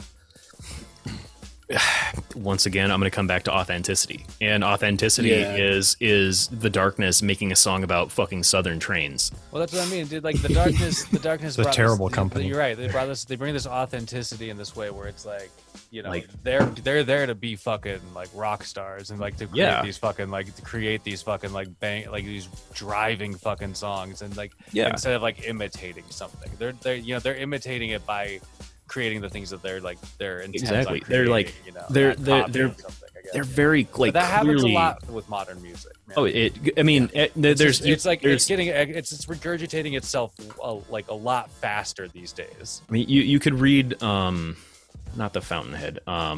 Oh God. We're not going to talk about Ayn Rand. Anyways, there's not a single there's not a single thing in Leave art the meat. that isn't just something else regurgitated. Every track I've ever written is ripped off of someone else who did Well, for whatever sure, I did for better. sure. But, I mean, yeah. but like the Darkness does it in the correct way, where I think they're very in touch with what they're trying to do. But they're not trying to present an image that they're not. The Darkness understands that they live in the modern era, and they're hearkening back to an older era. One of the things that, I mean, if we're going to talk about, or if we're going to not talk about Greta Van Fleet, They're just trying to be a Led Zeppelin tribute band. it looks like they're pretending to be in the 70s when they're not. That's what I Yeah. mean. They're just. And, I think if they just drop that shtick, they'd probably be a little more. Yeah, Accessible. it's the authenticity thing. You can't pretend to be authentically from the 70s when you're not from the fucking 70s. Yeah. But So you're in a time machine. I do have one complaint about One Way Ticket, and it's literally just one thing. The I long think- intro. Yes, and I don't dislike the intro. I love the intro. I think they should have split it into a separate track. I think the long pan flute intro should have been split so you can listen to it if you're listening to the album. But if you're going to listen to One Way Ticket, which is a kick-ass hit song, it shouldn't start with an extremely slow pan flute intro. Okay, hold my beer. Hold. Yeah. Shut up, cunt face. Here's the sitch. Shut your mouth. This was my favorite song on the playlist. Duh. No fucking surprise there. I love the Darkness. I always have. I'll always stand by them. Best concert I've ever seen live. The sweetest guys. I met them. They're super lovely dudes. This album is so different from Permission to Land, like Dusty said, because I believe they worked with one of the producers that was pretty involved with Queen, and that's how they met Brian May. That's how they got Fuck that guy. But yeah. they got to be friends with Brian Roger- May? I don't know. Yeah. I'm not a big Brian What's wrong May with Brian May? Did you watch Bohemian Rhapsody? He was No. the main producer of that movie, and it was just whitewashed shit. Well, Oh, That's neither here for nor another day. Save but- that for have a to do some classic rock research. podcast. but it's cool because that's what got them to get to know Roger Taylor, who was the amazing high pitched singing on Bohemian Rhapsody, and that's his son is their drummer now. Anyway, I love it. I love the pan flute. Nick, you're stupid and wrong, and I'm gonna punch you in your tits. And it's about him overdosing on cocaine and getting himself a one-way ticket to hell and back. I know, which is like straight up direct reference to Spinal Tap. Like, tonight I'm gonna rock you tonight. Like, it's classic. It's British rock humor. It's great. I just don't see why the pan flute needs to be in the same track. Shut your fucking mouth. I'm gonna fucking grease you up and wrestle you over this. You have 2 ears and 1 mouth. Use the 2. Shut up. No, it's perfect. They do that tongue in cheek. They don't take themselves too seriously. They know they're being ridiculous wearing the cat suits and doing the whole thing. It's perfect. Pan flute's awesome. Because it makes sense, South America, that's where cocaine comes from. That's why it's there. I love the pan flutes.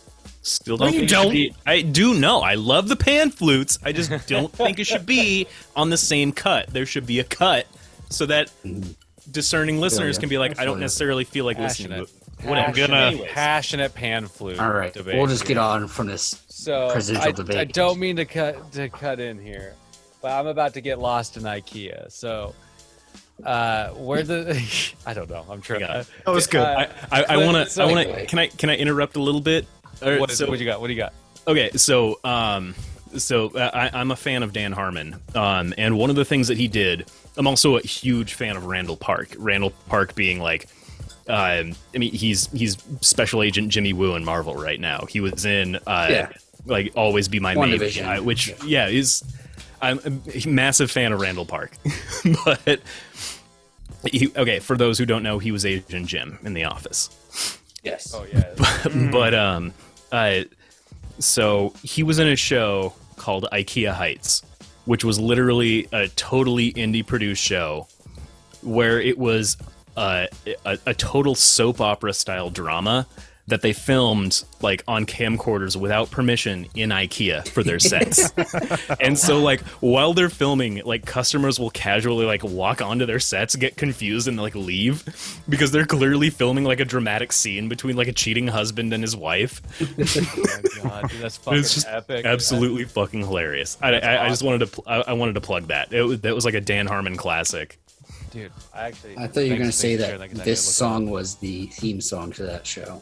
No, I think they had a special IKEA Heights theme song. So, I've never heard Cliff Divers before though. So, what was this? Just like another just another like daily playlist pop up that just clicked falls in the veins of kind of Bayside-ish. Mm-hmm. That just good music, kind of catchy song, and just I don't know, just one of those. Fair enough. It always will just get onto my just random daily shit, depending on it. I could listen to like 10 different things and it will somehow find its way on there. But yeah. For the same reason that Caleb didn't enjoy Bayside, I didn't really like this song. The enunciation in this song is fucking ridiculous. Yeah. I mean, he really enunciates like nothing I've ever heard before. And so I felt like I liked the song, but that was so distracting. I was like, holy shit, just make it a little bit more natural. But I didn't hate it. But yeah, the enunciation is insane. No, I totally get that. You hit the nail on the head. I thought like the first like 30 seconds with the guitar instrumental part at the beginning, I was like, this is cool. And then the vocals kicked in and I was like, oh man, more of that. Kind of like the Kingdom by fucking just cock munchers. I mean, I like that song a lot. Just I feel like it. Yeah. For sure. That's a good point, actually. And that's what it was. Like, I thought the whole song was like, this is cool, but I wanted the instrumental version or for him to just sing like a person would. And yeah, I don't know. Maybe if he had a Swedish accent, because IKEA. I've got some things to say about Cliff Diver. Okay. What do you got? Let's hear it. What's your opinion?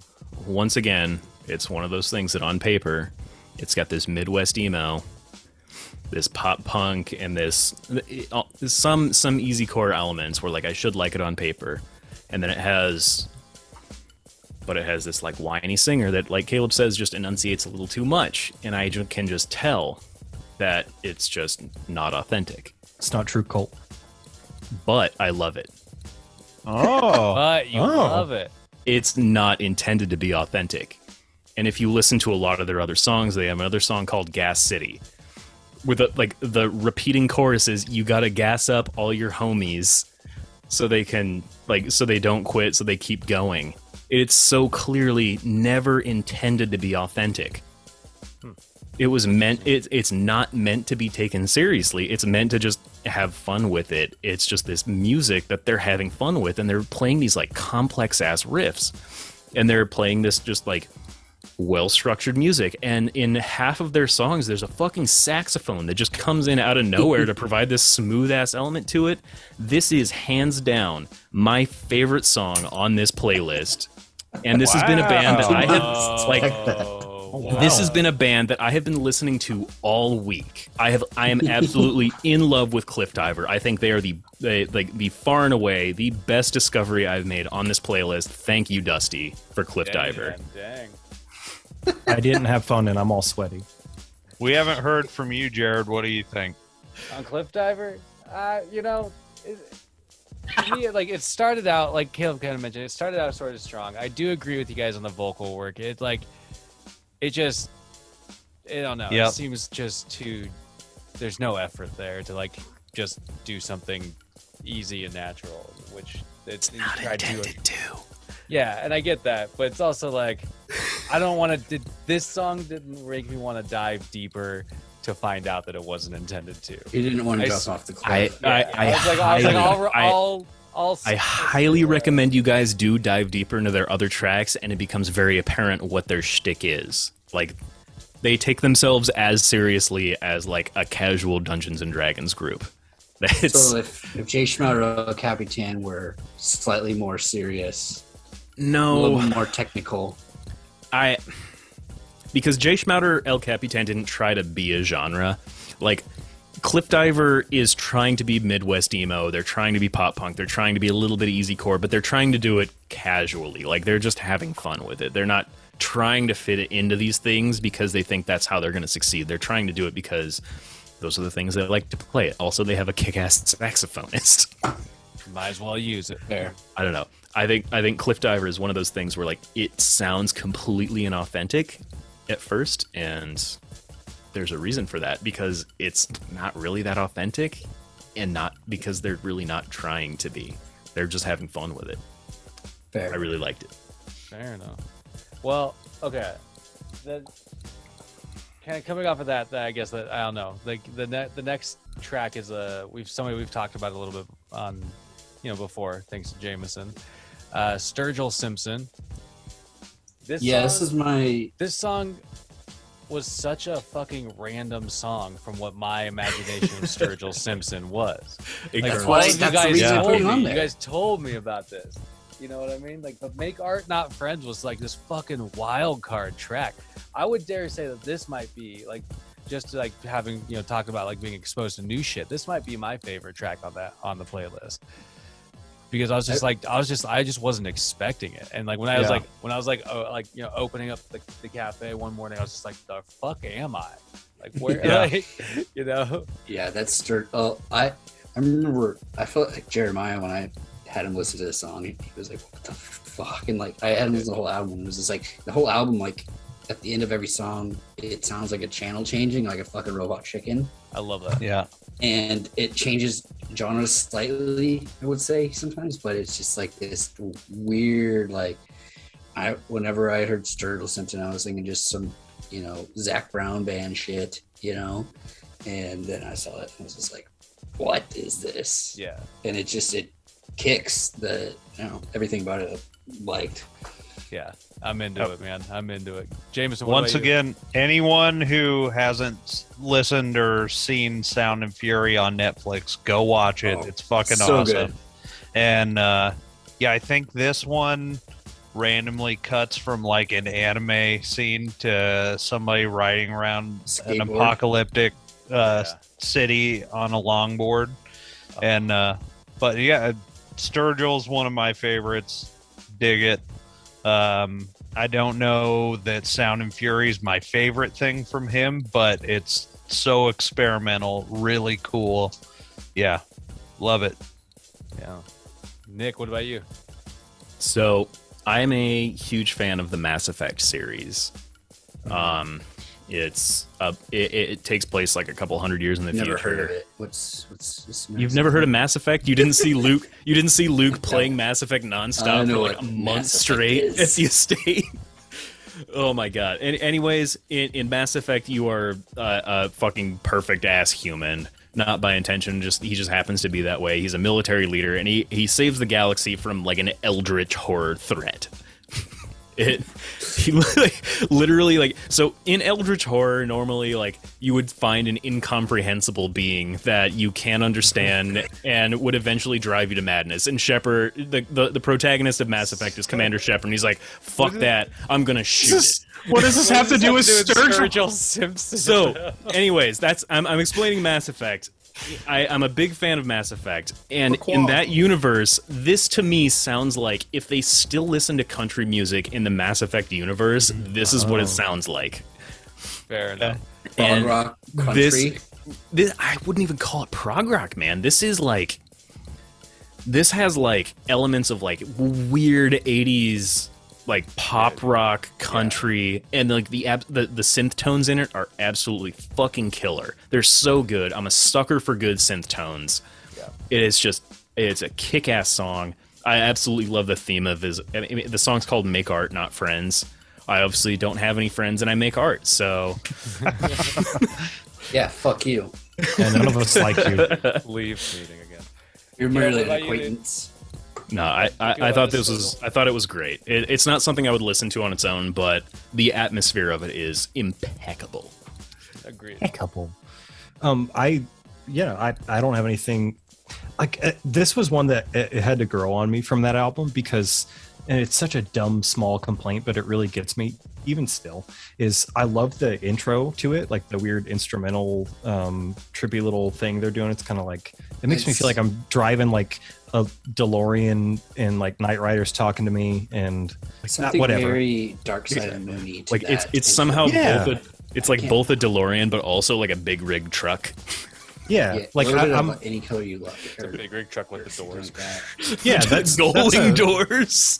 I think Dusty, like that's totally like, yeah, like it reminds me of like some Dark Side of the Moon. But then there's that part where they kind of slow the tempo down and then the song starts properly. My only complaint is I wish they just kept that first tempo, because I don't know, like I just think it would have been, I don't know, maybe it wouldn't work if I you were tried. into that vibe. But like, it's a great song. It's a cool video. It's such a weird, awesome departure for Sturgill, and Sturgill just does whatever he wants, and I'm all fucking about it. Mm-hmm. Fair enough. And then like from that, there's like this just different transition into Yeah, it gets a little weird here. Oliver Tree, the track called "I'm Gone." I was gonna end the playlist with this song just because I'm gone, but I had to sneak in another Yeah, song. After that. So where did this come from? Like what? Just hang out with Jeremiah Steele, bro. Another. And like I know Emmett loves fucking Oliver Tree a lot, but I don't know, this whole album is pretty good. It's different. It's not something I would really listen to. I don't really understand. Like he's kind of a rapper, kind of. That's what I was like. I was not able to like. I couldn't really like. He's a really weird land on dude altogether. Yeah. Sure. A genre. But I don't know. It's just catchy. Like a lot of his songs are kind of catchy. This weird indie. I don't know. It hits a chord with me. It's catchy. Nice. Fair enough. Caleb, how'd you feel about this song? Oh, sure. You did. Yeah, I did a lot. Oliver can fucking hang himself from that tree for all I care. It's just whiny Gen Z shit. Just I have feelings. Like, go fuck yourself. Sort it out on your own. Don't sing about it. We all I don't know what the song's about. I just saw red, and I was just blinded by you fucking little bitch. Like, I just wanted to slap him. Like, get your fucking shit together. Your dad's I think it is actually kind of his shtick, though. Yeah, well, he needs to fucking suck it up. Like, he's completely he's not serious about any of his shit. If you look at the way he dresses and stuff, he wears Jinkos. So, I don't know what that is. You don't know what Jinko jeans are? You do. Deep down inside. Look at what he's wearing in the album. Oh my god. That is his look. Jameson, they're stupid. I'm gone. I can't put my thumb on it, but I don't like this song either. And that's about all I have to say about it. Fair enough. Like, I don't have a real strong feel. Just, I don't like it. Go whine to your therapist, you little bitch. Nick, what about you? So Dusty was actually the one that introduced me to Oliver Tree, and that was a few months ago. And he's not something I would have ever thought to listen to on my own. He doesn't show up in like pop music. I've never heard him on the radio. I also don't listen to the radio.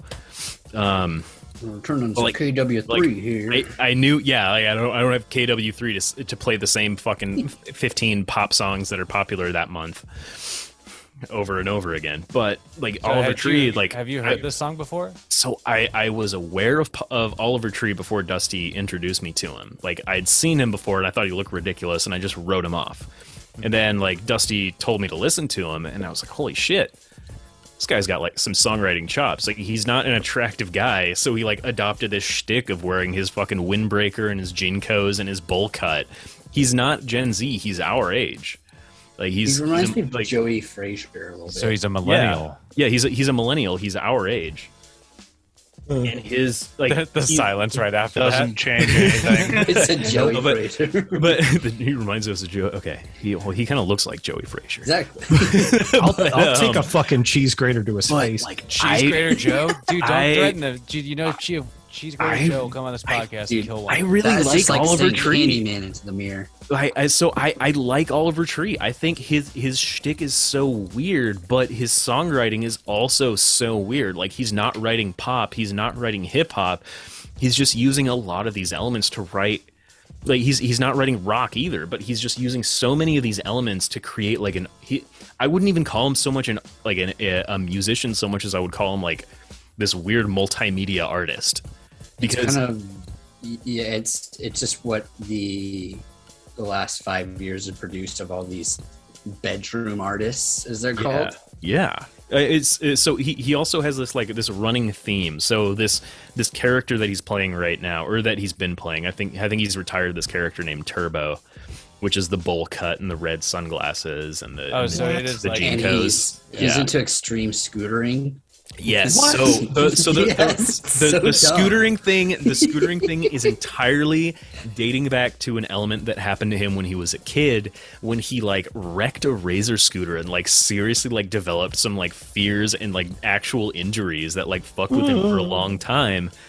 And he decided to turn something that he always perceived in his own memory as being stupid into this art project, and it turned into Oliver Tree, and it just blew the fuck up. Like, people loved Oliver Tree. So he took elements from like that era, like the most stupid elements from his memory, which was like Jinko jeans and those windbreakers and the fucking bowl cuts and the razor scooters. And he took all of the dumbest goddamn elements of these things and turned it into this like this art project that he created, and then also wrote like what I think is really cool music to go along with it. I don't know. I'm a big fan of what Oliver Tree has done. I don't listen to him that often, but I like what he's done, and I like the direction he's going in now, which is like this weird art house, like Slavic inspired shit that he's doing now. But I'm gone. I think he's a pretty kick-ass song. So he retired that character and after he released this EP that has been in the works for like 5 years or whatever. Yeah. He released an album, but he's keeping the bowl cut. I found out, but he's like, he also has like a Van Dyke like goatee shit now. So yeah, that's a super good basis for your artistic project. Stupid shit. Oh my god! And that brings us to the last track on the playlist, a truly epic song, one that can harken back to an age, I don't know, maybe not like the best age. I don't know. A real American, Rick Derringer. Mm-hmm. This song, American or not, this song can pump you up. Okay. Mm-hmm. It's 4th of July every day when you listen to this song. Dude, you don't have to be Hollywood Hulk Hogan to give. Well, I mean, you're not Hollywood Hulk Hogan at that point, but you don't have to be Hulk Hogan to, like, you know, grease yourself up and, like, you know, wrestle somebody to a Rick Derringer track. Okay. What? Come on. This is Hulk Hogan's theme song, right? Yes. Yeah, Hulk Hogan's theme song. Just comes out to this, and just the whole crowd just goes nuts. What's that? Even if he was a heel. Even if he was a heel. So, okay. Caleb didn't understand the context. How did everybody else feel about this? So I don't know if any of you guys watched Eastbound and Down, Danny McBride show on HBO. Absolutely. Oh, I fucking love it. And I think it was season 3 where he goes down to Mexico to play on an amateur baseball team. And the first time he comes out onto the field, he plays this song, and it is the funniest fucking scene ever.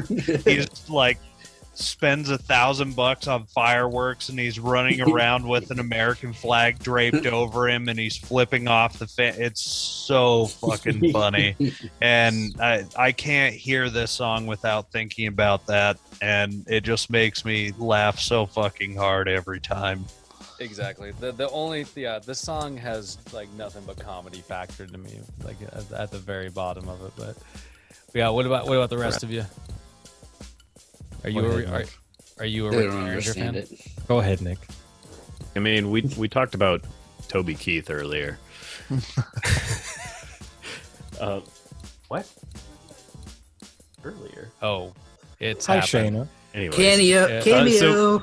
so we talked about Toby Keith earlier, and the song that you guys were talking about was "American Soldier." No, Yeah. Is that the name of that song?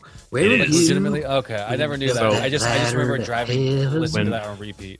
When I was first in the Army, I went to my Advanced Individual Training, or AIT, and I graduated. And we had a graduation ceremony, and we had 40 people that were graduating that all needed to be individually like pinned and like announced, and they played Toby Keith's American Soldier. And the problem is that we had like 40 people, so they didn't have any other songs. They just had Toby Keith's American Soldier, so they played that song 3.5 times. Toby Keith's American Soldier 3.5 fucking times. As I was standing up there trying to pretend like this was a serious thing that was happening. Would it have been better if they played this Rick Derringer track? No, because this is the exact same feeling that I got from that moment. Like if I didn't have the association with Toby Keith's song, I would prefer to listen to Toby Keith's song, because I feel like Rick Derringer encompasses that moment in my life better than Toby Keith did, even though Toby Keith was one actually playing in that moment. Rick Derringer, Real American, is the embodiment of that moment in my life, and I absolutely hate it. What about for you, Caleb? So I'm gonna actually that's kind of perfect, because I don't have the context of Hulk Hogan with it. Yeah, it's just like there's a term we had in the Army when someone is like way too into like being a soldier. I'm an American soldier. I'm a warrior and a member of a team. Go fuck yourself. Boot. We called them being they're being way too fucking hooah. And this There's that's many- the Marines. No, that's hoorah. That's we I got thought many. that's what he said. Oh, Doesn't matter. But this song is a really like Nick said, it's a really great just like caricature of that kind of thing to me. And the lyrics are just remind me of like the kind of imperialistic watchdog BS things that it got like it shouldn't have been, because it was silly, like you said, Jared. Like it's just kind of a funny joke song in a way. It's kind of tongue in cheek now, but the fact over the top, but the fact that he meant it so seriously, like, was like, okay, like you're the quintessence of that kind of vibe. That's just like it's gross. It's just like, okay, man, cool. Like That was alive and thriving in the 80s. yeah, like, I voted for Reagan. I love America. Think about the 80s, like they didn't realize they're parodying themselves. No. They're just so over the top. So it made me laugh, but it was also gross. Fair enough. It didn't even make me laugh, man. I was hoping it would. Well, sorry to put a bad taste in your mouth. I was waiting. Damn it! I should have closed with the Stone Cold theme song. Then. You should have. I would have loved that. Man. Well, honestly, Dusty, this was like overall, I thought this was a really solid playlist, and like, Caleb, do you have other opinions?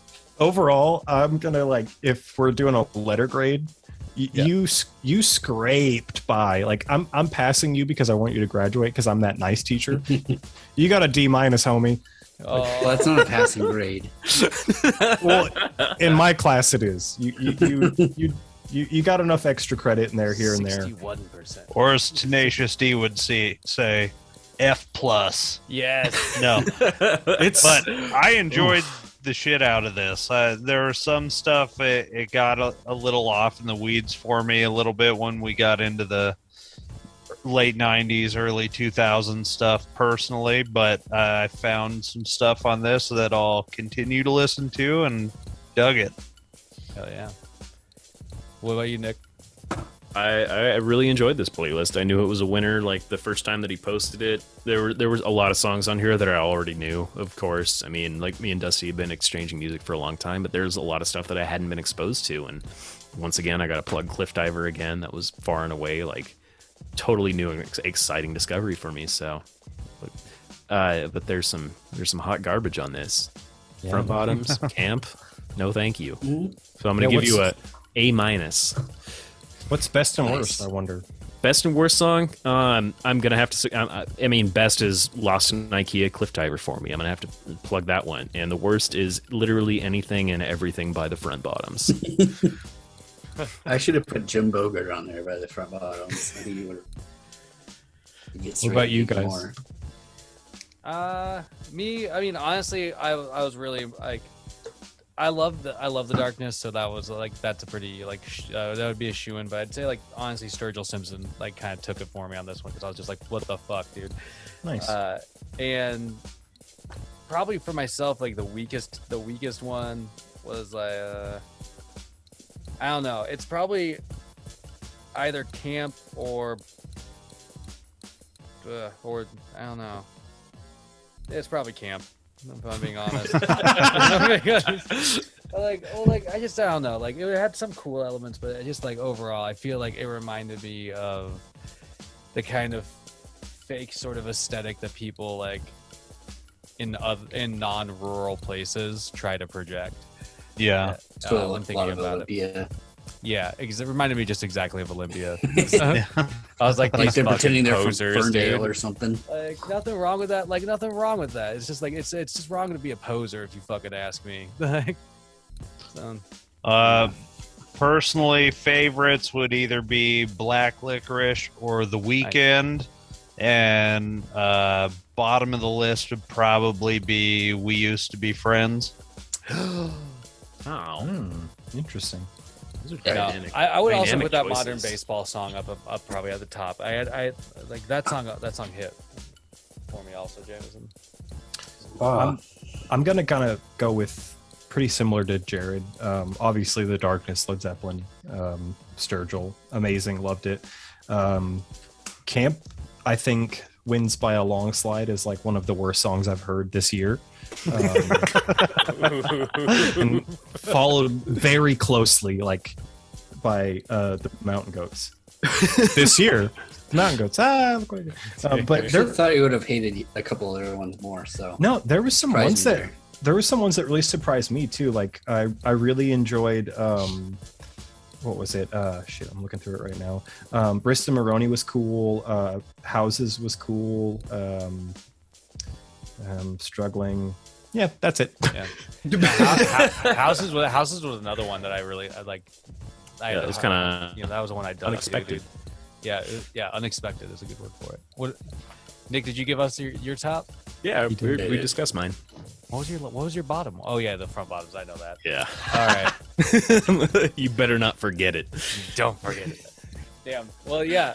as always, I mean, honestly, appreciate you sharing this one because it was nice to like capture some new stuff and sort of kind of play off the top of like what off of some of the things that we've experienced on a couple of other playlists, which was sort of cool. So I had fun. And so next week we have the host taking the interviewee seat. Indeed, So- indeed. It'll be the first time that I'm not. I'm gonna flip the gun on you. Yeah, it's going to be a little interesting. It will, Listeners. especially because my playlist is a hot pile of garbage for probably what you guys are expecting. We're gonna peer right into your butthole.